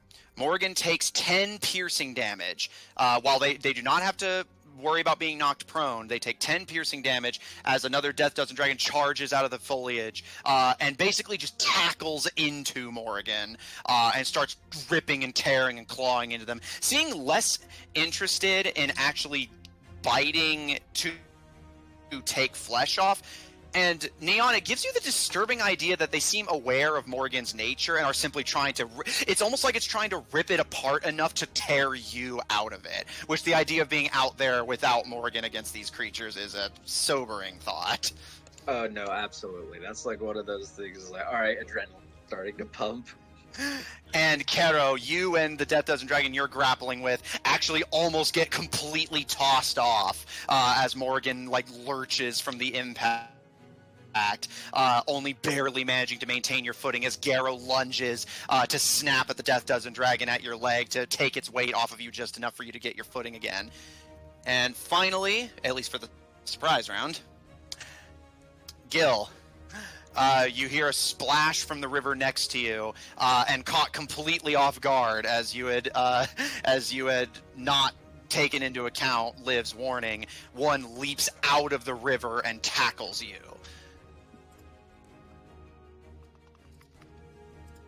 Sorry, getting ACs and stuff pulled up. Okay. 23. Yeah, I got you. I got it noted. Thank you, though.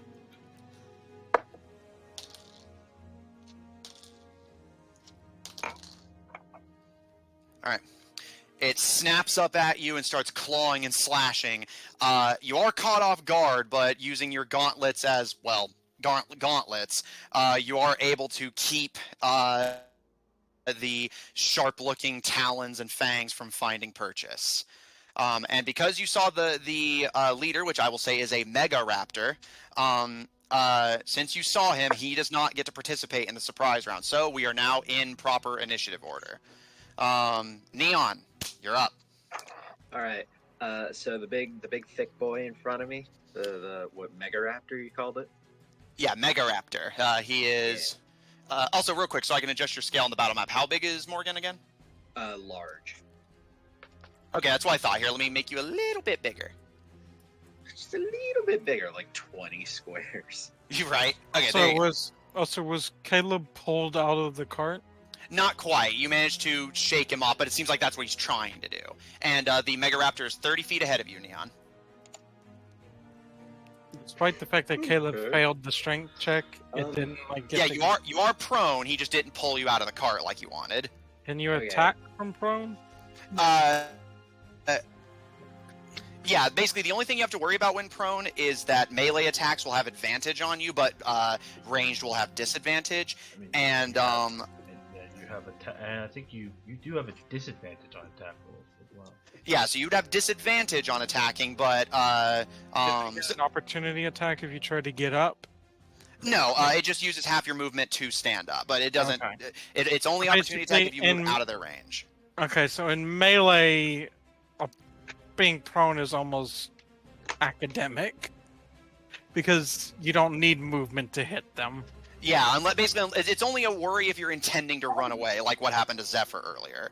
Like that's an example where going prone can be a legitimate problem because you're trying to run away. Yeah, again, and also like he said, they have advantage on attacking you, and you have disadvantage. That's the other thing. Yeah, but it can benefit you to stay prone at range, but that's a whole other thing. Anyway, so Morgan, if it's the Mega Raptor you have your eyes on, he is 30 feet ahead of you. Gil is between you and him, but I'll say because Morgan's large, you can move through Gil's space without issue.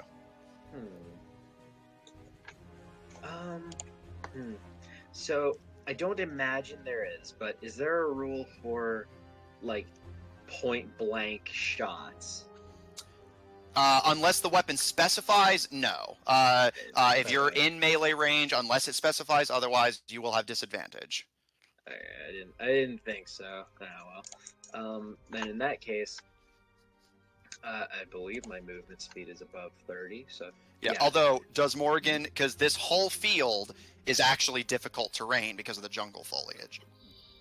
I believe I have a module that lets me ignore difficult. Yeah, I figure that. I just wanted to let you know, since you're the first person who's gotten the chance to move. Yeah, spring-loaded knees. That's one. Okay, you're good then. All right, go for it. What would you like to do? I would like to run straight at Thick Boy, and bite at it. I see at least 3 opportunity attacks. Well, technically, because Caro and that one are on Morgan, that one won't, but I'll say the one that attacked Morgan directly will get one. What about this one? Yeah, that's the one that's going to get one, but the one next to Caro is technically on Morgan, so I'm going to say that one gets pulled along. What about this guy? I know he's saying that one's on him. He's on top yeah. of him. So it will still be because it's next to me. He's saying these two over here will, but this one won't. So this one and this one. Yeah. So, Neon. The one that attacked Gil and the one that attacked Neon. So Neon, yeah. So you want to just basically get into melee range with the Mega Raptor? Yep. All right, let me move you down there and make some opportunity attacks, and let me drag Caro and Garo along for the ride.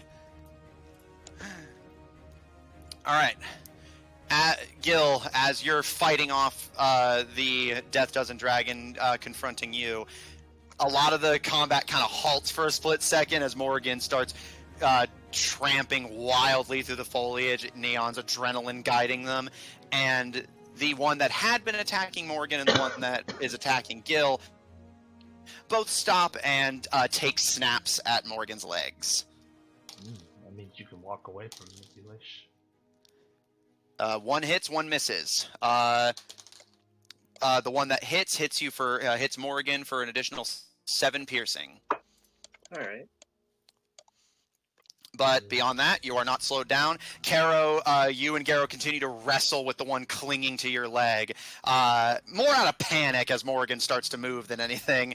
As you are quite literally dragged along for the ride. Actually, funny thing, because the cart, technically all of you would get pulled along. Yeah. Come on, kids, let's go. Well, the one attacking Caleb actually wouldn't come along because he's not in the cart. Yeah, he's out of the cart. Yeah, but then it...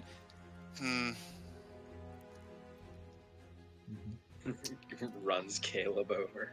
Yeah, runs Gil over, you mean? Yeah, that's why I'm hesitating. Here, I'll say for convenience, the one that Caro is wrestling with, Caro, you managed to kind of, you and Garo working together managed to kind of whip it to be dangling behind Morgan, hoping to maybe kick it off into the jungle foliage. But in its wild attempts to kick against Morgan's stern and find some kind of purchase to get its grip, it kicks at the connections keeping the cart attached to Morgan and slices the ropes keeping the cart attached to Morgan. The cart is dead in the water as Morgan charges forward with Caro Garo in tow. But Neon, the cart people do at least get away from one of them for free. That being said, technically Caleb wouldn't have moved out of its range, so I don't think that would count for opportunity. Yeah, being moved against your will does not count for opportunity attacks. Neon, it's just that we would have had to have ran Gil over to do that. Yeah. Neon, as you charge forward, the Mega Raptor gives that snarling grin again and actually braces itself as if knowing what you're about to do. Its clawed arms extend outwards and a feathered head crest emerges into view, bright and colorful as you charge into it. What are you doing?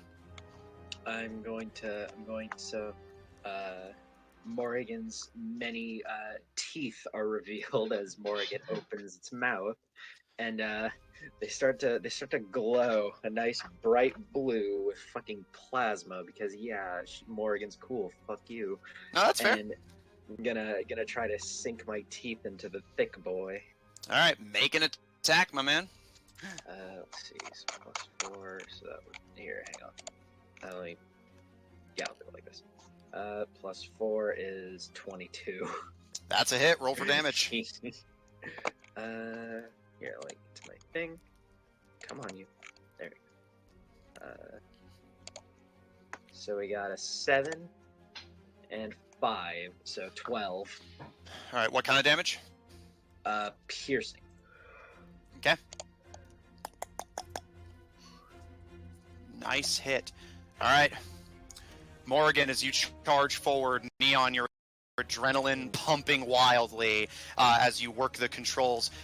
Unlike the encounter with the Suchomimus, you are not freezing this time. And as you charge forward, the plasma-coated fangs of Morrigan begin to open and activate.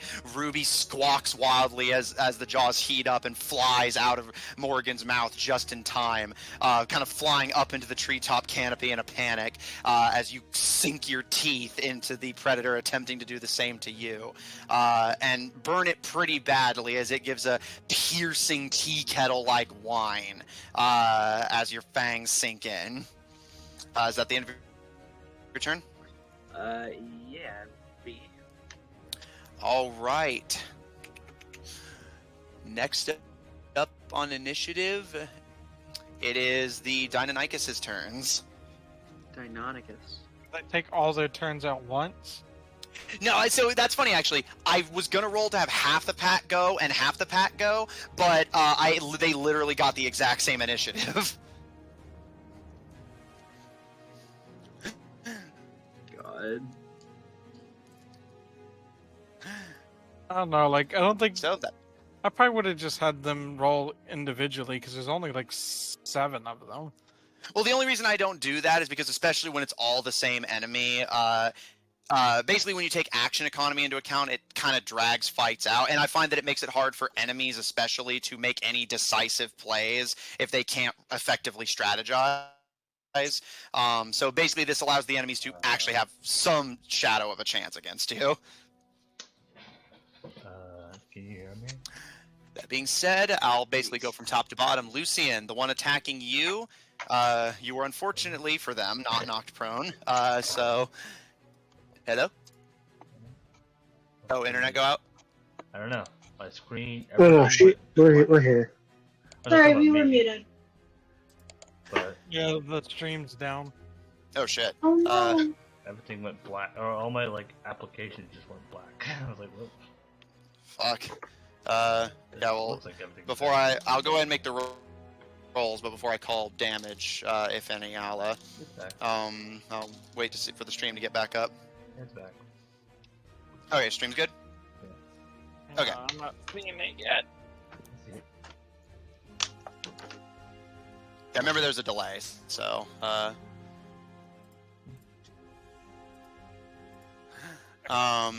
It looks like it's working now. okay. Lucian, as the Deinonychus going after you sinks its claws into you, you take 12 slashing damage as it sinks its claws into your waist, basically attempting to force you to the ground to make it easier for it to bite into your throat.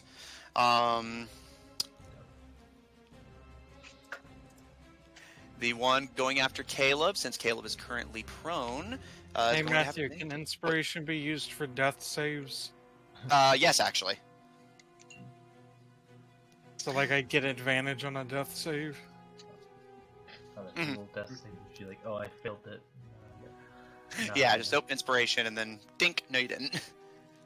Which normally I prefer inspiration to be called first, but I will make an exception for death save specifically because I don't want to kill characters if I can avoid it.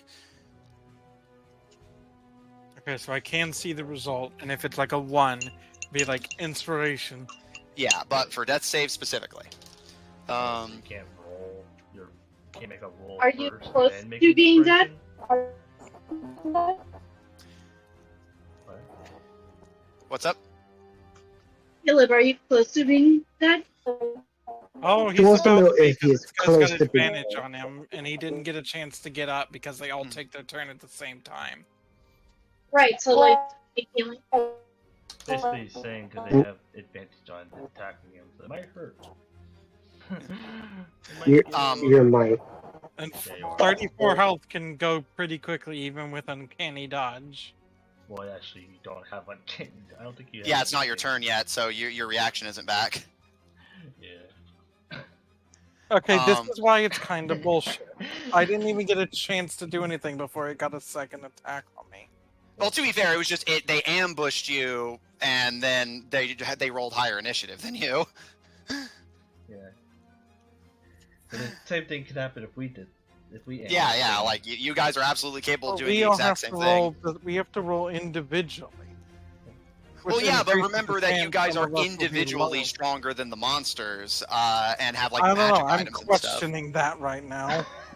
I don't have an ability that gives me Rogues. instant advantage. Instant advantage. And also, Austin, to answer your earlier question regarding inspiration, no, that is a fair point. I was thinking of something different. Inspiration in general is fine for like previous rolls. Again, I was thinking of something different, just genuinely forgot. No, that's a good catch. Again, it slipped my mind. That's my fault. All right, it's bite attack hits. You take 6 piercing, and now it's going for claws. I also don't have a multi-attack. That being a rogue, but we get that sneak attack as long as we have the like conditions. If I get a turn. You'll get a turn. I doubt they'll do. Even with a natural 20, I doubt they'll. I doubt they'll kill you.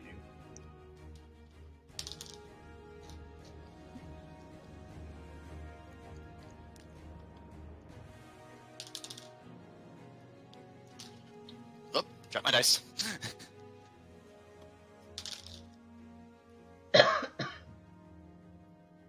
Alright. As claws rake up and down your back and shoulders, Caleb, you're bleeding pretty badly. You take 22 slashing damage from the claws. What was that, Austin? That was literally 6 health from killing me. What was that? Did they roll any 20s in that? Are you down? They did get. No, he's not down yet. He still has 6 health, and they did get a crit, and one of their attacks missed. So I'd be down if it hit all 3 attacks with that crit. And Austin's like, I don't think they could do it even if they had a crit. It's like, yeah. They still got. They did get a crit. And missed one, which is extremely unlikely with advantage. I'm lucky. That was pure luck. It depends on the AC and roll or modifier. Yeah. Zephyr, next on the chopping block. So I have not been able to get my What was that about them being weaker than us? They are. Yeah. I'm questioning that, Matthew. As They I'm just have a staring lot of. They just have a lot of hits and can attack. Yeah, like you're not one of the tankier party members. Like you're prone, so they have advantage on you. Which you like. Basically, the fact that they knocked you prone, got a surprise round, and managed to get a crit because you were prone. Because they wouldn't have. And I have no way of getting advantage like they did. Well, yeah, you don't need to like. You're a rogue. So you have things like sneak attack and you have magic items. They don't. They're just animals. That being said, Zephyr, 2 of the attacks hit you. Alright, well, I would say name them one at a time. Yeah, of course. They do different kinds of damage anyway. The bite hits you for 6 piercing. Okay, I'll keep that. And the claws hit you for 7 slashing. I'm assuming I'm gonna get a turn after, or like that's all they're getting. So I will uncanny dodge, so half that. Okay, so you take 3.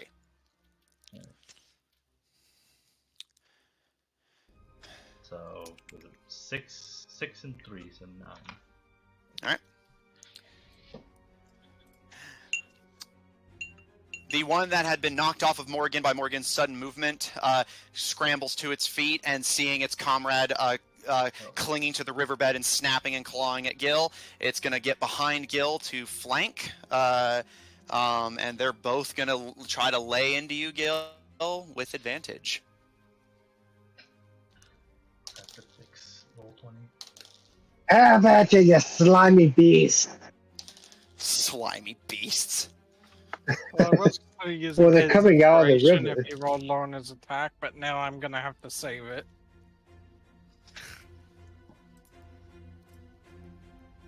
I'm assuming they don't have a whole lot of HP. They don't. He's not. I guess that's good. God, I hope so. Because right now they hit like a fucking truck. I mean, yeah, like you're basically in their element. This is the situation they want you to be in when they fight you. What's our opportunity to avoid falling into this trap, Matthew? Not be the in this multiple times you were told do not focus on the one. You even pointed out that Liv warned you don't look at the one you can see, focus on your surroundings, but everyone turned their attention to the attack. With this we literally had time to realize it was there, Gil threw a javelin, and then we got attacked. Like, where was our opportunity to avoid this? You could have said, like, wait, I'm going to... Because Gil was the one who was, like, actively watching the jungles, never taking his eyes off of it. You could have just said, like, oh, well, I'm gonna, like, I know what this is. I'm going to watch for an ambush because I know what they're trying to do. Yeah, but then I would have had to have interrupted Gil's thing. And I've been trying not to interrupt people. I mean, you're gonna be all right. You're like, just you can get unprone and just run. Fucking jungle full of these little fuckers. Oh yeah, you can get unprone and kill them back. Like, haha, stab you. And then even if I tried to run, it's like literally 1, 2, 3 opportunity attacks on Caleb with 14. You can bonus action disengage, remember? Yeah, or even just action disengage. But yeah, like there is a way to get out of there, but I just like I would just attack him. It's like even if I did do that, where would he go? It's just a forest full of death. I mean, just like find somewhere to hide until the fight's over, I guess. But you.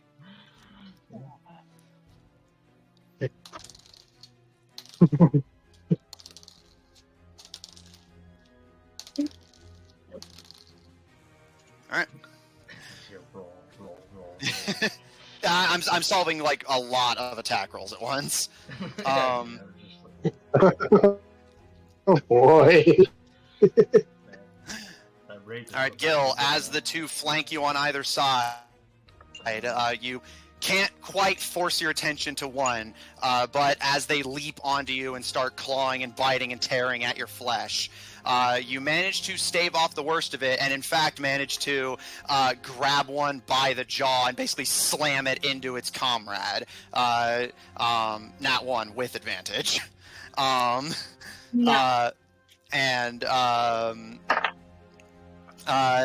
You actually do not take any of the attacks.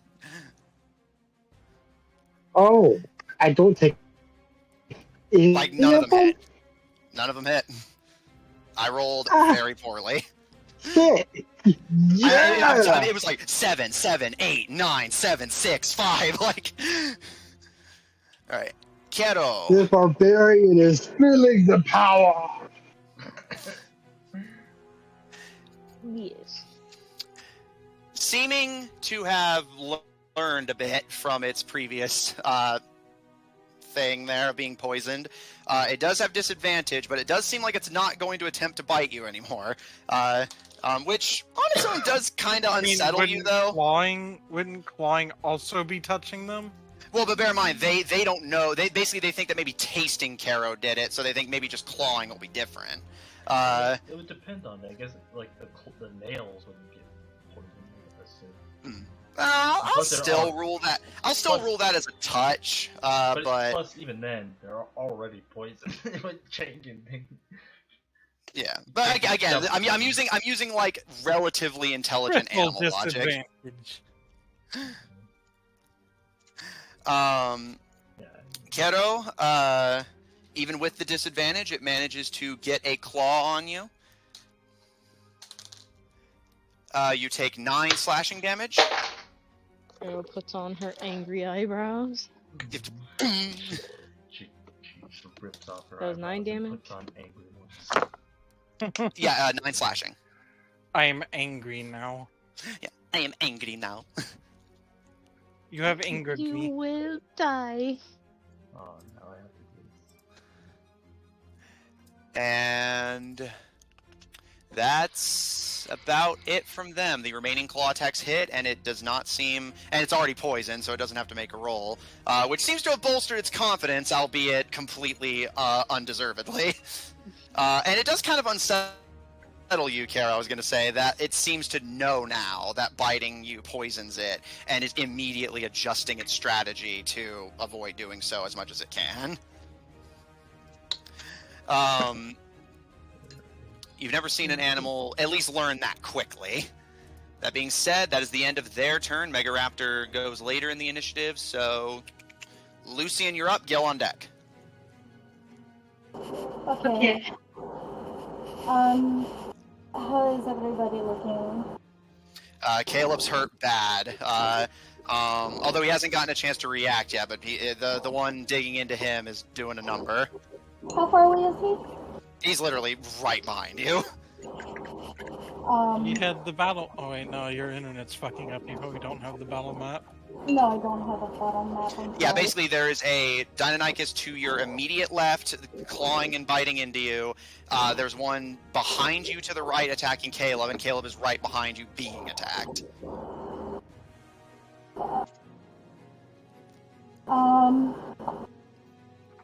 Hang on, I need to see if this is an action or if this is something that I can just do. I'm looking at my features and traits. Hang on. Okay, no action. Okay, I'm going to use my Channel Divinity. It's a no action, so I guess I can just do it. No, it says adds an action, so damn it. Oh, the problem with being a healer. Do you heal or do you fight? Yeah, do I heal or do I fight? Do I stay or do I go? There I go. Yeah. I am going to turn my head to Caleb, and I'm going to say, because speaking is a free action, right? Yeah, speaking is always a free action. I'm going to say, I've got you, Caleb, and I'm going to cast Inflict Wounds. I was thinking of Inflict Wounds, but I think I'm going to do Spirit Guardian. Okay. So I need them to do a Wisdom saving throw, please. Anybody Okay, who's and what's the range on that? 15 foot circle. So anybody who's around me in the circle, but in 15 Alright, feet. yeah, let me just draw a little cube to do that. So 15 foot in any direction. Yeah, about there. 1, 2, 3. So I think like, yeah, about there. Yeah,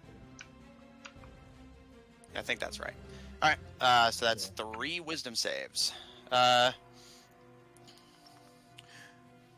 It's a lot of rolling. What's the DC? 15. The one attacking you succeeds, the other 2 fail. Okay, so according to this, so as you guys know, when she calls forth the spirits to attack her, snakes and spiders and scorpions and all kinds of foul creatures of the dark come from the shadows, and start attacking the is it Gallimimus? No, these are Deinonychus. Deinonychus, sorry. So the ones that failed, they take 3d8 radiant or necrotic damage, so they're taking necrotic, of course. Okay.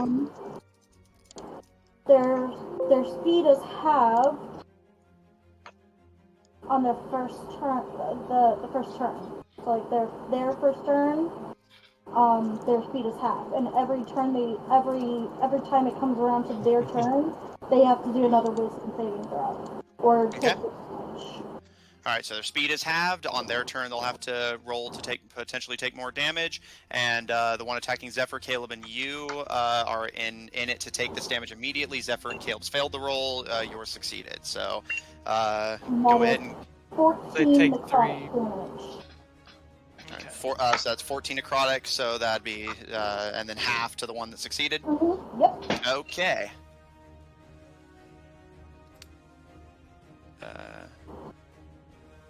Just making sure the math's right in my head real quick. Screw it, calculator.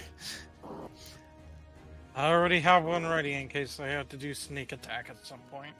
Mm-hmm. Given I may just go down before I get a chance to do that, so you know. I mean, their turn's over, so we're good. If you die, I can do spread the dying on my next turn. I can fuck up. You're not gonna heal them. And then I can I'll stabilize you. I'm gonna stabilize them, and then I will heal them. Yeah. You know, what happens if somebody is stabilized and then something attacks them? If they're stabilized, then I would rule it as like counting towards essentially the negative health. Like basically, it might launch you back into a dying state, but it won't unless it does enough damage to do your health twice over. Then it won't instantly kill you. Oh, yeah, Theo stated we put it 1 HP, but you're basically unconscious still. Yeah. And if it makes you feel better, Hunter, I will not let Caleb die. Those Lucian loves that little boy. Sorry.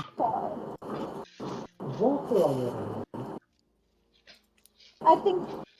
Oh no, like I'm not really that pissed. I'm not really like angry about it. It's just Okay, I that's was good. just genuinely like, I don't see how we could have avoided this situation. Yeah, basically, like, and this isn't meant to be a knock, I'm more just, like, basically observing it, because this was what I intended. Basically, that time slot of everyone just dunking on Gil for being dumb, the whole time I was like, anybody gonna watch the forest? Anyone at all? That wouldn't have stopped it. It would have just made us see them. Well, because remember, like, a lot of the times, if you guys see them coming, because Caro even pointed out, a lot of predators, if they lose the element of surprise, will actually just abandon the hunt. Basically, the fact that, as far as they could tell, they have the element of surprise, which technically they did, because that's why Liv pointed out, just have 2 people on watch, because if they can't flank you, then they probably just won't even bother. Yeah. And plus, not only that, if we did even catch them, there would be no surprise round. Yeah, so yeah, at the very least, it would have just been it would have just come down to, like, initiative at that point, rather than a surprise round. So, worst case scenario, they still have to roll initiative, and you could possibly outspeed them theoretically. And best case scenario, they're like, "Oh fuck, they know we're coming. Never mind, fuck it, abort mission and just leave." I don't know. This might be if we could just kill them now, we don't have to deal with them later. Yeah. This pack. All right. Like, here's the Damage. thing, I just keep imagining that if I have Caleb run, Matthew's going to be like, "Oh, by the way, there is another pack over here in the forest." Like Caleb ran into the middle of. Caleb could think that. I mean, just so he'd be like, "Okay, well."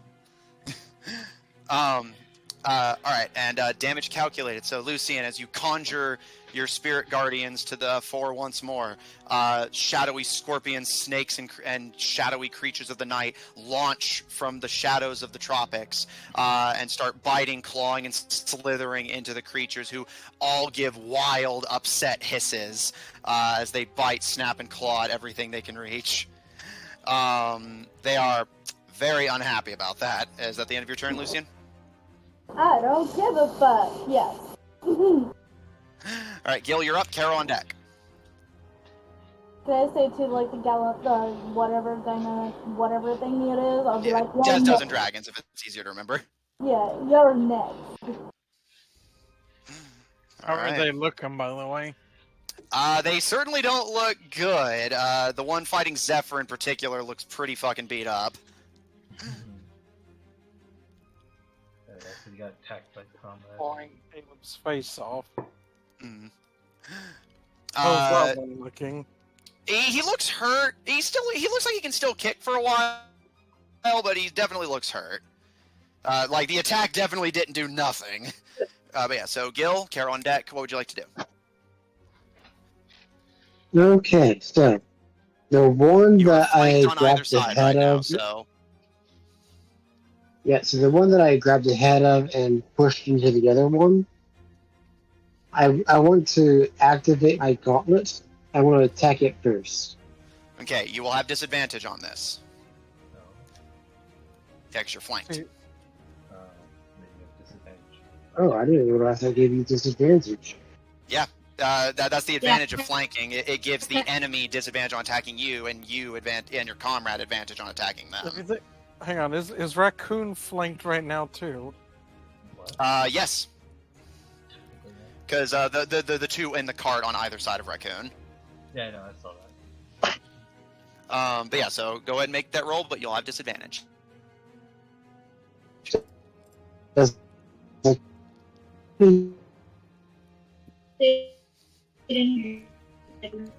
Y'all are both cutting out. does a 22 hit? That's a hit. Roll for damage.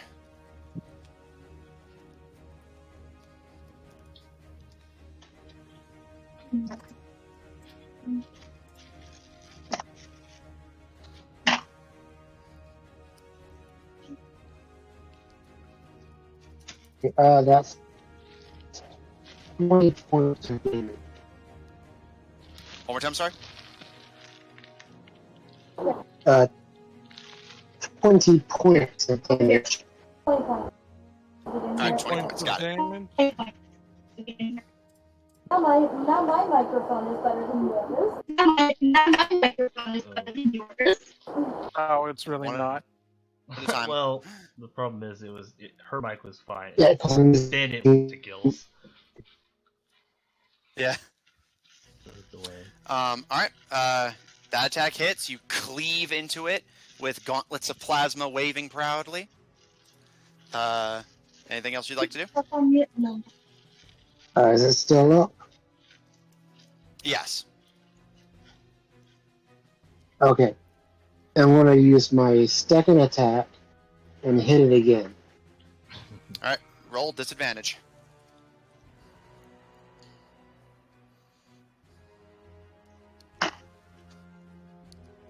Uh, 12. That's a miss. You give a swing, and you watch as its eyes actually focus not on you, but on the gauntlet, and dodges out of the way with a surprising speed and hisses at you with a snarl. Oh, wait. Did I reach yet? Nope. No, you did not. I was going to say that would have added a +2. Oh, you haven't raged yet, Bonus so... action, I'm now going to grip. Alright. I'm raging now. Alright. Glimmering with frustration at being dodged by a seemingly dumb animal, you explode into your Ickery animalistic form. Anything else you'd like to do? Why must you simple animal not be Ooh. moved or move too much? Just going to, like, because I'm dripping the ichor, I'm just going to spit ichor out. I'm angry. Alright. But not hurting it or anything, but... Alright. I can't remember how. No, wait, I think it's only whenever we're hurt by other ichor things that we bleed black, right? Yeah. Yeah, you always bleed just regular whenever non-Ichor beast things hit you. Alright, Kara, you're up. Caleb / Zephyr on deck. Mhm. Would be like, did Caleb and Zephyr roll the lowest? Not the lowest. You both rolled an 11. Carol got a 13, and the Mega Raptor goes after you, as does Raccoon. Okay.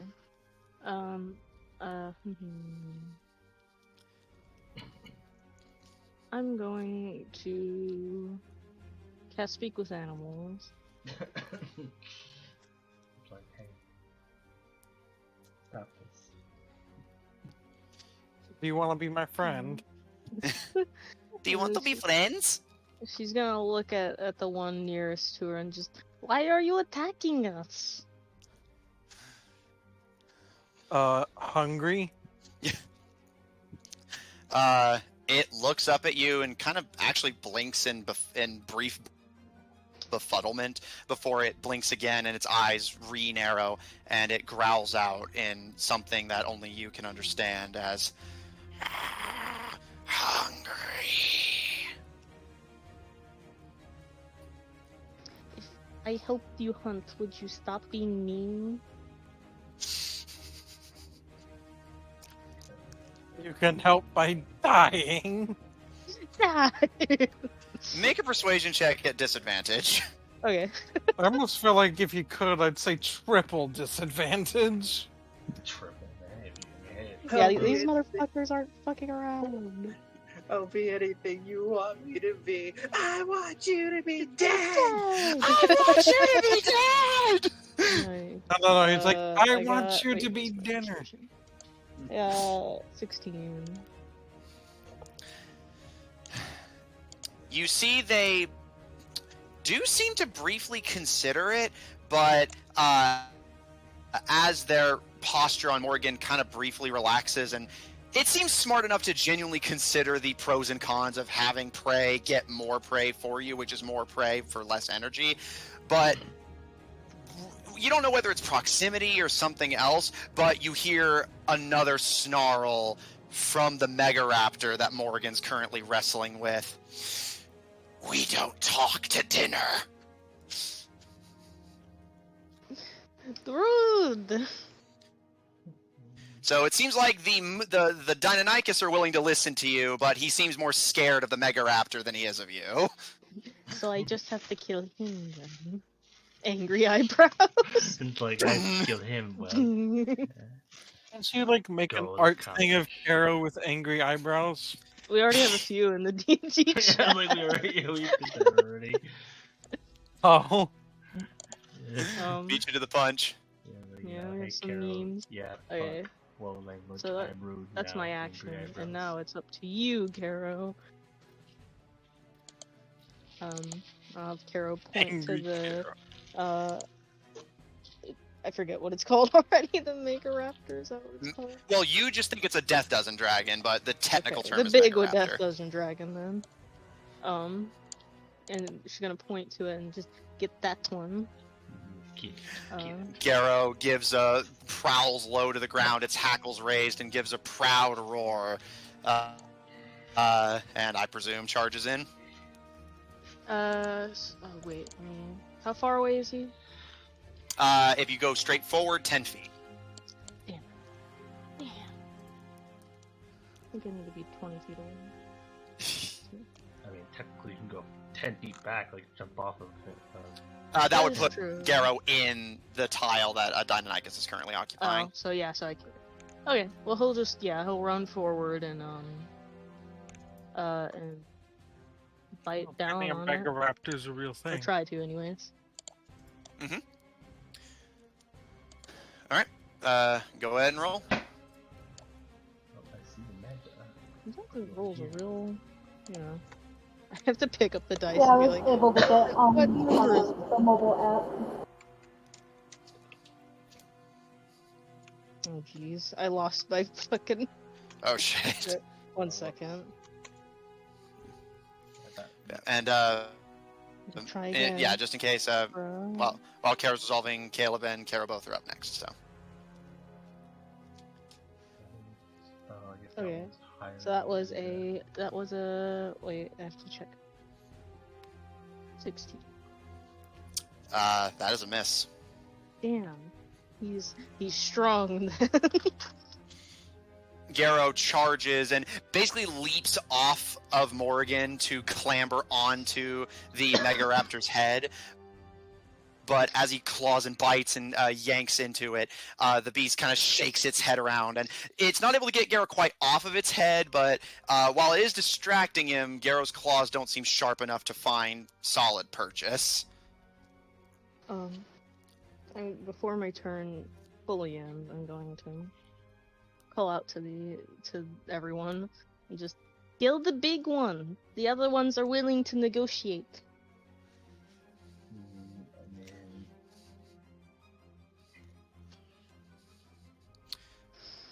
And Caro, is Speak with Animals still active? I think it's active for like what? A minute? Or more? No, okay, I'm a fool. 10 minutes. So yes. Okay. As you call this out, all of you, as you hear Caro yell this, notice the raptors attacking you actually pause and seem like they're more studying how you guys are going to react before deciding what to do next.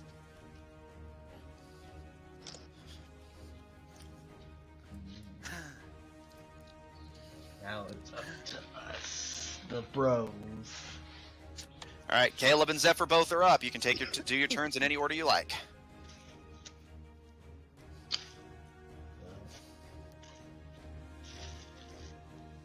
What do you wish to do, bro?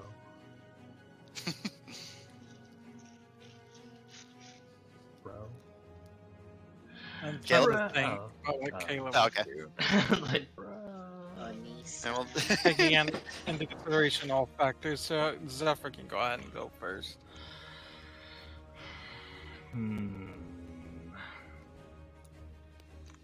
Caro gets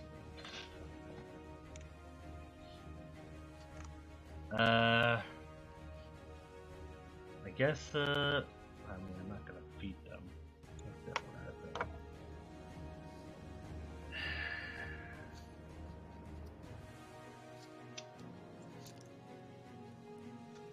I will...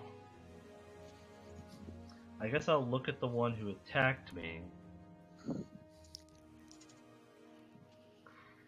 probably will regret this. Maybe. You will. I mean, I guess I will kind of like, I'll pull out my crossbow and point it at the big one. the big one. Yes. All right, and you keep your eyes on the one that's been attacking you. Yes. I mean, until he, for most of the, like, basically pointing in its general direction. Okay. As you do this, it kind of stares at you, and it snarls. Definitely doesn't seem happy, but it places its claws on the side of the cart, and basically it's not abandoning its position to attack you yet, but it kind of crouches down and watches you with a very, like, careful, cautious glance, not seeming to be willing to quite fully let its guard down yet. And it gives a bark to the rest of the dragons in the pack. And they all kind of perk up and look. And Caro, you can understand what was just said as Alpha Challenger. Do they see him as something like them? Because he's a reptile boy. It seems like they understand this situation to be you guys, being a pack yourself, are challenging their pack leader's right to rule, and they seem like they would prefer whoever they seem to assume Caro to be something of a leader. They seem like they would prefer Caro's leadership of the pack over their current one. I cannot believe this. I mean, I guess, Like Caro is going to get attacked. There's only one thing I think Caleb would do at this point. All right, go for it. Does the raptor that was attacking him, like, let up a bit? Yeah, no, like none of the dragons are attacking you anymore. They're basically watching the people they were attacking. Like, they're not taking their eyes off of you, but they are no longer actively swinging at you. Seeming like they're trying to study what you guys are going to do with Karo's announcement. So of... are the bushes on the battle map indicative of like thick bushes that one can hide in? Or are those trees? Yes, easily. Like these guys are like actually bigger than you slightly, and we're able to hide in them completely. So yes, you could absolutely hide in them. Caleb is in a panic, going to try to run away. All right. Do you disengage or no? Well, yes. Okay. So he doesn't get opportunity attacked. You disengage and retreat into the bushes, and if you want to hide, a nice thick bush area. And if you want to hide, which you can maybe because cunning action you can do. Go ahead and make me a stealth check, and I'll give you advantage because you have like concealing terrain. Where's my dice? I also just have advantage on stealth in general. Yeah. So at that point, I just make the DC easier. Okay. Got them shoes. Mm-hmm. Look at those shoes. It's going to be an 18 in total. All right. Caleb, you kind of pushing the dragon a bit away from you, it kind of hissing a bit, and not even swiping at you, but just kind of lazily snapping at you in irritation as you force yourself over Lucian, jump off of the cart, and the elven shoes you got from your brother completely concealing the sounds of your motion. You duck into some heavy foliage, a decent distance away from the battlefield to nurse your wounds, so to speak.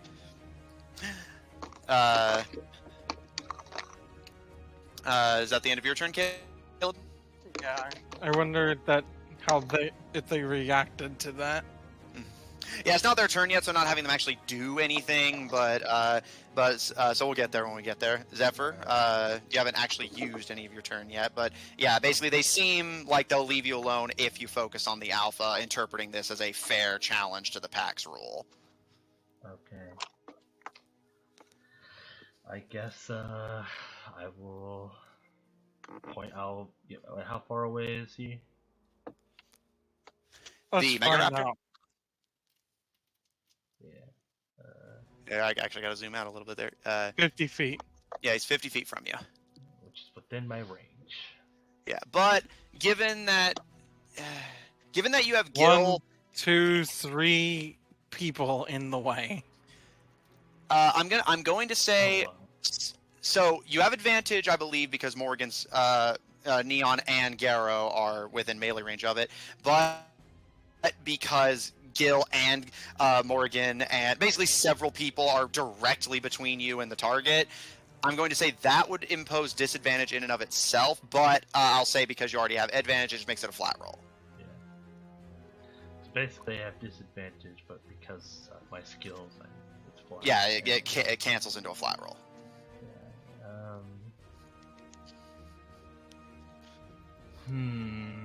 So I want to move. Not much I can move to. I'm willing to take the flat roll. Okay, go for it. Alright.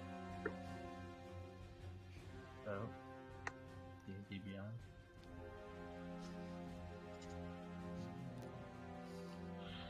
Or restart D&D Beyond just in case. In the Beyond. Cool. Okay, crossbow. Alright. He's You good? Well, you know what? I'll use inspiration. Little one. No, it was actually 2. Yeah, sure. Go ahead. Inspiration. So, So advantage and disadvantage canceled out, and then he added advantage again with inspiration. Yeah, which basically I'm gonna say that would only work with inspiration, just because otherwise, like, you would get to use inspiration kind of rarely. I forgot about that whole thing. I was like, wait. And that's how I've ruled it for you in the past. So, So So if you have 2 forms of advantage but 1 form of disadvantage. It cancels out into flat roll. It's just Wow, it's that's just kind of basically- chicken shit. we've had this. We've talked about this before, but yeah, like but I guess inspiration's since special since it's like. Yeah, but it's not technically a rule, but I just kind of rule it that way to make inspiration a bit more usable. Because I have players forget to use it all the time anyway, so I figure I might as well make it as usable in as many situations as possible. Yeah, I think this doesn't hit as it's hasn't hit. I think 16. Yeah, no, that's a miss. You fire your crossbow, and while you do not hit any of your allies, you do not strike the creature either. Although it does give a hissing growl and barks at its comrades to actually do something, but they do not seem immediately interested in that. Oh wait a minute. It's a raptor mutiny. Oh. Wait. It's a rootiny Just stop. or raptiny. Okay.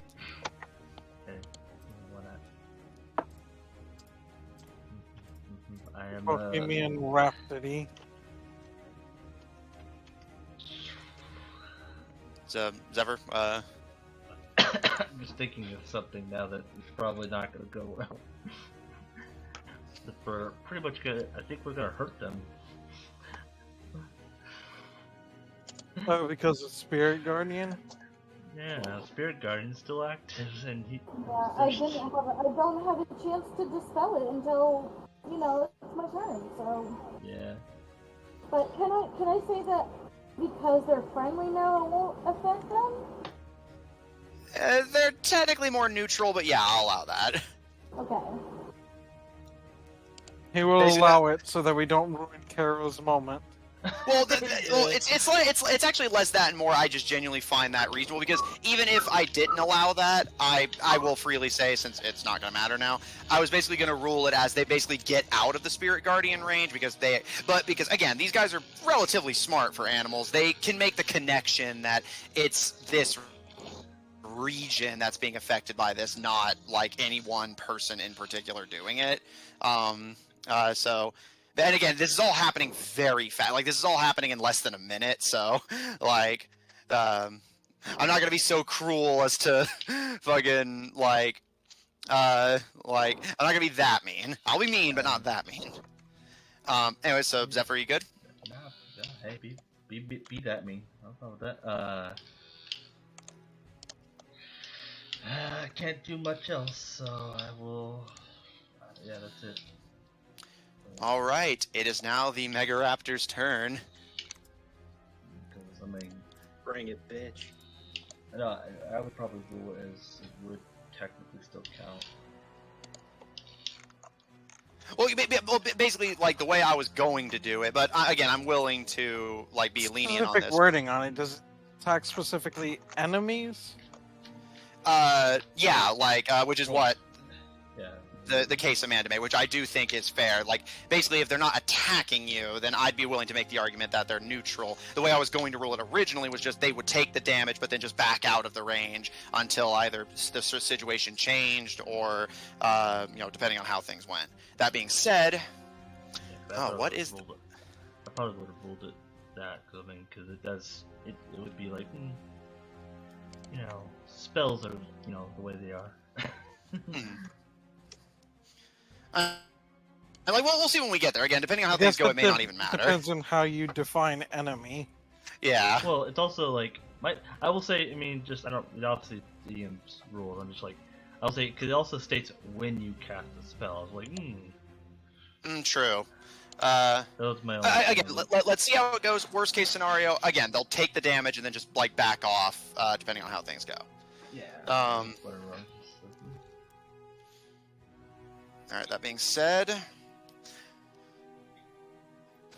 the Mega Raptor, seeing that he's kind of losing his grip on his pack here, is going to attempt to corral them.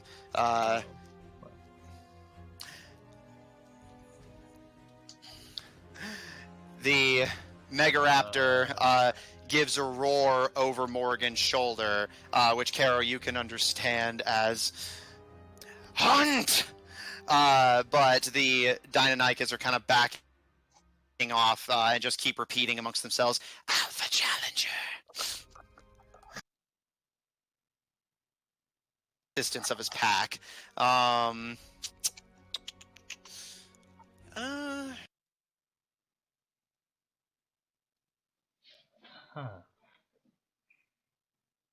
I don't know how to feel about this. I hope this is still working. Kinda.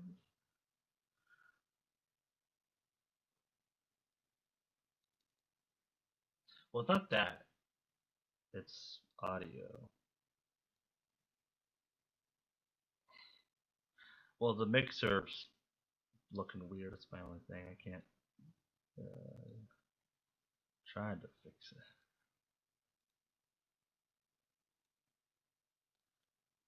Like I can hear Austin on the stream, but no one else. Well, actually, I Okay, did change some things. So now you might. Okay, I heard myself there, so I think he fixed it. Okay. Well, it was probably fine the whole time. It's just for some reason my mixer's no longer showing like the meter anymore. Maybe because of that weird blackout earlier. Probably, but assuming everything's fine, we'll keep going. Alright, Morgan takes an additional 4 piercing damage as they bite into Morgan again. And they're going to try and claw.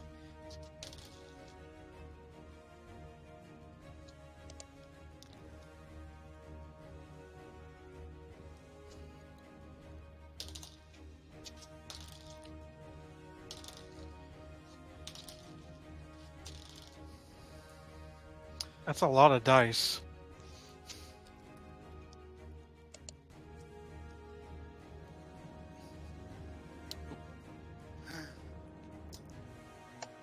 Morgan takes an additional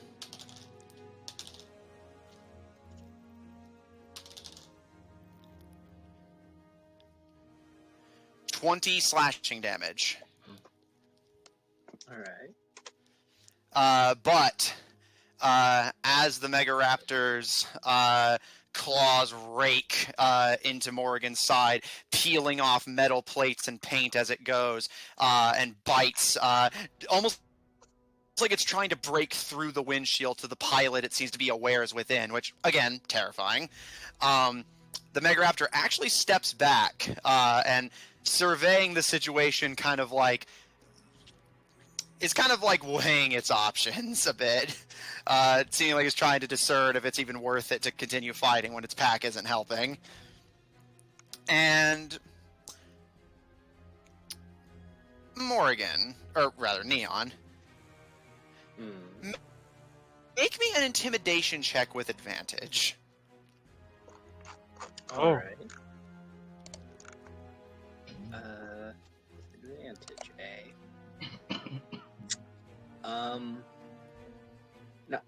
not best. I got a 1 and then a 4.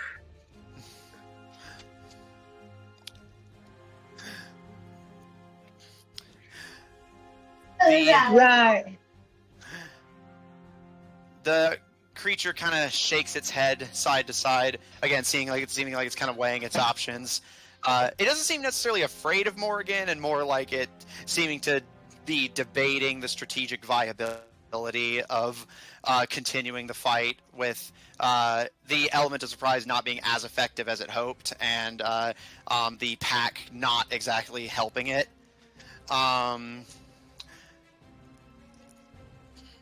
It hangs its head to kind of peer under Morgan's chassis at the various dragons in the foliage, and gives a low growl. And Caro, you're able to understand it as it speaks once more, seeming like this is more directed at its pack than at you. If I find you in my territory again, I'll hunt you down and kill you And the Mega Raptor is going to attempt to flee the battlefield. Morgan, you may make a attack of opportunity if you wish. I will. That's... Yeah, okay. I couldn't remember. Oh, so I asked you a question on DMs, Matthew. Again, because I can't exactly be flipping back and forth. Physically or mental exhaustion? Both. Well, because mental would be wisdom, physical would be constitution. Okay, that answers the 16, question. by the way. One more time. 16. All right, that misses as you take I'm guessing another bite.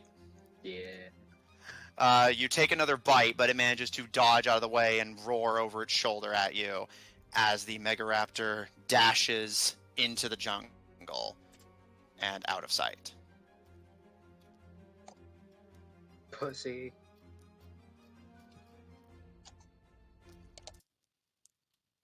Well, that happened. Seeing their alpha flee, the various dragons retreat. And with combat over, I'll say, Lucian, you can easily cancel the spell. Now, this is also why I wasn't too worried about it, because I was curious. I was trying to see how things would go there. Were you kind of hoping Neon would have rolled higher in that intimidation? Well, it basically just would have flavored it differently. I basically was making 4 different checks to see how the creature was weighing the situation in its head, and it basically rolled in every single scenario. The only thing that didn't pass was Neon's intimidation, but in literally every other department it was I can't get control of my pack, I can't take these people down by myself, I'm already injured, and basically after seeing its attack against Morgan not do anything, or at least not take Morgan out, which is what it was hoping for, it's basically not willing to continue the fight when it's basically doesn't seem to be going in its favor. That being said, as the alpha flees, the dragons all kind of hop off, and most of them kind of crouch low in the bushes, seeming like they're ready to run if things look hostile. As Lucian, your spell dissipates and they snap at the last of the shadowy insects and reptiles. And Kero, the one you had spoken to originally, looks up to you with a snarl, and... You owe us a hunt. Oh. All this for one night. Okay, I will help you.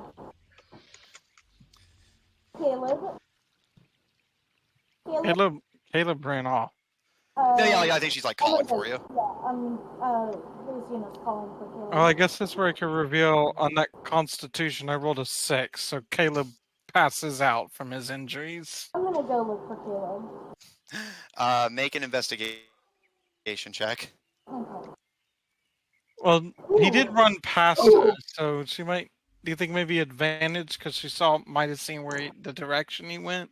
Well, but bear in mind, she was in the middle of a fight at the time. Yeah. Fair enough. It's okay. I don't need I don't need it. I have a natural 19. So that makes, hang on, let me look at my little thingy magico. You said investigation? Yes. 23. Okay. Lucian, as you hop off of the cart and head into the bushes to look around, it doesn't take you too long. It looks like he didn't get far. You find Caleb unconscious in the bushes. It doesn't look like he's dying, but it looks like just the pain and shock of the injuries happening so quickly were too much for him. Right, so I'm gonna go on my hands and knees and put his head in my lap and kind of brush the hair out of his face. And I'm gonna use my channel divinity to restore 30 hit points. Oh wow, Right. That's a lot of healing. Mm-hmm. And I'm gonna say, as I do it, I'm gonna say to him, "Don't worry, I'm here to protect you. Open your eyes, Caleb." He's at the 36 health, so how would you flavor him looking after that? What's your normal max HP? 40, 36 out of 40. The bulk of the damage is done. It's mostly just some very sore red bites on your shoulder, which are no longer actively bleeding, but hurt like a bitch.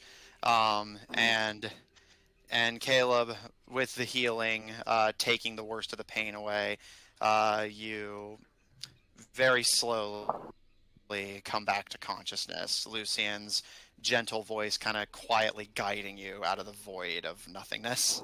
As she does that, as she's like stroking his hair, I'm gonna also just top him off by doing a simple cure wounds. That will add another 7, 8, 9, 10, 11 points.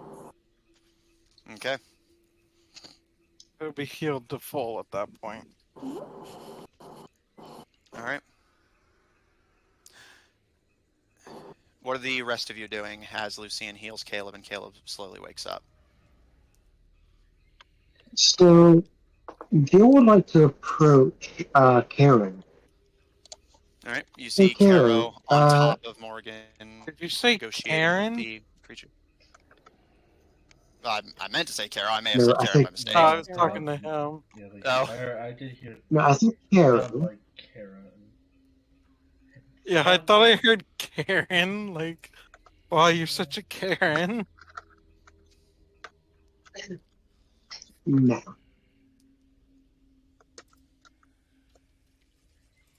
But continue, Matthew. Yeah, go ahead. Okay. Hey, Kara, you can still talk to them, right? Are they here? One more time, Caro, sorry. That are they still here? Or... Yeah, most of them are kind of like crouching in the foliage, basically ready to run if the group turns hostile. The one you're negotiating with, who seems to have more or less become the sort of unofficial negotiator with their lack of a proper leader, does hop off of Morgan, but stares up at you expectantly. Because you owe him a hunt. Carol looks to Gil and just, yes. What did you said you offered a hunt, correct? No, you never said that. Yeah, they just said that Well- basically they'll leave us alone if we take down the big one. Yeah. Okay. What did you? In context, Oh, all then I Carol guess. said What was did yes. you offer them? Ooh. Sorry about that. I offered to help them hunt. Why don't you ask them if they'll join us? We could use all the help we can get when we go up against Aragos. They can get plenty of free food that way, I'll and it's consider safer than going back to the jungle with that guy. and looks to the negotiator. It's because they want to join our pack. Do you want Yeah. to travel with us for a while? We can hunt together and get as much food as you want. They kind of seem to consider. Make me a. Yeah, I'll call this persuasion. Make me a persuasion check at disadvantage. Have we ever rolled a persuasion that wasn't a disadvantage? To be fair, especially there's things you guys don't know that is making them hesitant. Also, they would be going out of their Well, territory, which is already a problem. Let me see. What is this? Well, 16 was like- again. as she's translating, Gil wants to reach into his bag and pull out some of the pieces of fish and offer it to the one that she's talking to as a example of what's to come. I'll allow that. Carol, what would you have rolled if you didn't have disadvantage? Oh yeah, once. Basically, what was your first roll?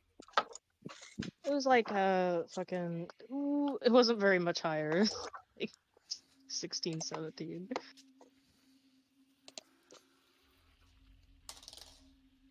Six- 16. Sorry, I didn't really commit it to memory. The creatures kind of look to each other, seeming a little uncertain. You can see a few of the ones around the cart kind of peek their heads up, seeming interested in the offer. And the negotiator looks up to you, Carowin. Our eggs are in the valley. We cannot leave them behind. That is fair. And I will still hunt with you for that hunt I owe you. I'll say, Caro, you can tell from their body language, they do seem genuinely interested in the offer. They're just concerned about basically giving themselves free food, but leaving their babies to fend for themselves. Mm-hmm. Does she mention that? We cannot wait here, unfortunately. We have places to go. But how about some of you come and some of you can look after baby? You can bring food back.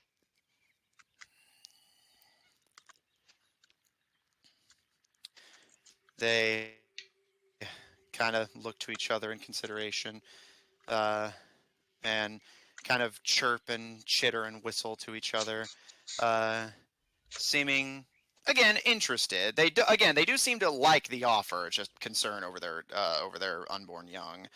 But after a moment of consideration, the negotiator, again, speaking in like what for an animal is somewhat off-putting rationale and logic. Hunt before we leave the valley, then we will follow. Yes, of course. And like, Caro, is there a safe way that we could bring their eggs with us That's so not they a won't good have to idea. split their family? The eggs are Very fragile. fragile. They would break. They have nests, soft nests for them to hatch. But we don't have time to wait for them to hatch. Fair enough. Yeah, plus Well, let's go hunt. Yes.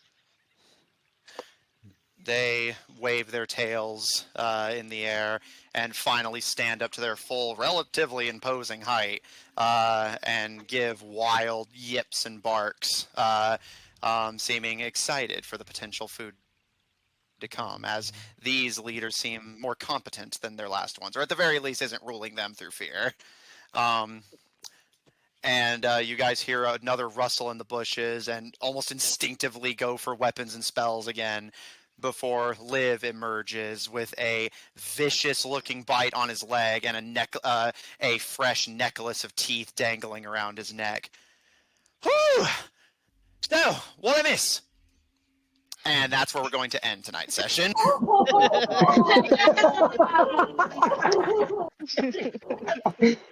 curious, Matthew, Wow. how close did he cut that fight that he had off to the side?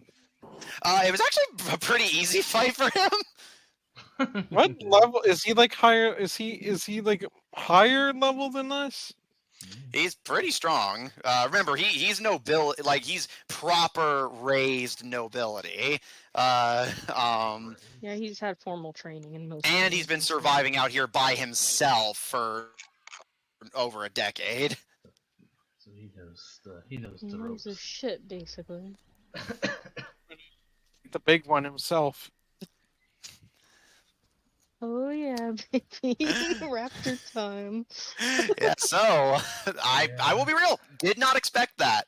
Oh yeah, sorry, I keep fucking up the battle. No, like I don't mind. Like if I didn't want the battles to, like if the battles had to end in bloodshed, I just wouldn't like make it an option. I like that. Like I like creative use of spells. I put obstacles in your path and you overcame them. I'm not gonna be a prickly cuss because you did it in a way I didn't want you to. And think of the advantages here. Like, this could really help us out. also. Yeah, this is going to be the start of you guys' army for the political stage of the game. Velociraptors. Yeah, like Animal army. legit, Kara is going to have like an army of Beasts. Yeah, and Caro's gonna be like, all my money is going Yeah, only it's to gonna Yeah, I thinking about have to feed all of them! Yeah, you have to feed all of them. It's like, man, you're gonna have to go. Caro's You just need gonna a- have you like a gotta need- giant backpack. Yeah, you're gonna like, need a towers backup over. holding just nothing but food. Yeah, she'll be the main character from Death Stranding, and it's only food in there. Alright, so, before we get too sidetracked, so, the party is on their way to the Temple of Rigor, but the promised encounter with the Death Dozen Dragons has occurred, but resolved rather unexpectedly, as Caro took advantage of the beast's surprising intelligence to negotiate a swap of leadership, and with the loyalty of their followers in question, the Alpha has retreated, but is still alive out there, a species that you all now know is very capable of holding a grudge. Yeah. Well, that Caro knows. Well, because Zephyr had it pointed out to him, too. They were burned. So, you guys are well on your way to the temple, but things have gotten spicy as a pack of raptors has joined the growing army against the Scar Concord, I guess. Caro's army is just like, you know, let's just triple in size.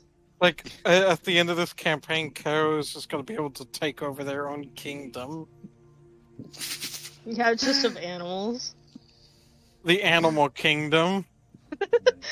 Okay, cut that and send it out. We did it. On the front door of the kingdom, being like, and only animals allowed. Get out of here. Yeah. No regular people allowed. All right. If you enjoyed this and want to see more of my DMing, check out twitch.tv/GrahamCrackers, GrameCrackers for my Friday campaign, The Goldshine Investigations, at 7 o'clock Central Daylight Time, taking place in the same campaign setting, featuring the leader of the Argosian Rebellion's father and uncle, fighting against a continent-wide cultish conspiracy, creating supernatural entities and people. Very investigative, mystery-themed campaign, a lot of fun. Check out our website at officiald5hub.info, freshly restored from the grave for the time being. Check the link that's about to be posted in chat to join our official D5 Discord server if you want to hang out with us directly, and support our episodes posted on Spotify, Apple Podcasts, Pandora, Google Podcasts, and the iHeart Podcast Network, wherever you happen to get them from. For audio listeners, catch us live on Tuesdays at 9:30 Central Daylight Time at twitch.tv/OddTornadoProductions, and check out Odd Tornado Productions Official on Tumblr to find links to our other works, including our Koboldic Bard Rogues Twitch channel. Sorry, I was looking at raccoons for a second there. Check out our Kobold Rogues Twitch channel. Yeah, Zephyr the Bard. At twitch.tv/AustinFreak123. If you enjoy what we do, please support us on Patreon at a link I will be posting in chat in just a moment, or on Ko-fi at kofi.com/OddTornadoProductions, and follow us on Twitter at twitter.com/TornadoOdd, TNO capitalized. And if you enjoy this campaign and want to see more of this party and more of my DMing even still, come tune in tomorrow, same time as this week, 9:30 to 12:30 Central Daylight Time, for the resumption of the first D5 streamed campaign, Under Locks and Keys, featuring a party of globetrotting treasure hunters looking to unlock riches beyond measure by taking advantage of the gods being distracted by a meeting. And if you really like my DMing and want to support it directly and get to experience it for yourself, I'm currently looking for players for a paid campaign that I will be hosting just whenever is convenient. Completely homebrew world, taking same campaign setting as this one. So if that interests any of you, please feel free to tune in. It'll be taking place far in the future from this game, in a world where, as armies grow and technology advances, adventurers are becoming increasingly irrelevant. And you are a party of adventurers fighting against the progress that's stamping them out. I do not believe there is anything else. Yep, no, that is it. So, with all of that said, thanks all of you at home so much for watching. Thanks all of you here so much for playing. And we'll see you all next week. Tomorrow.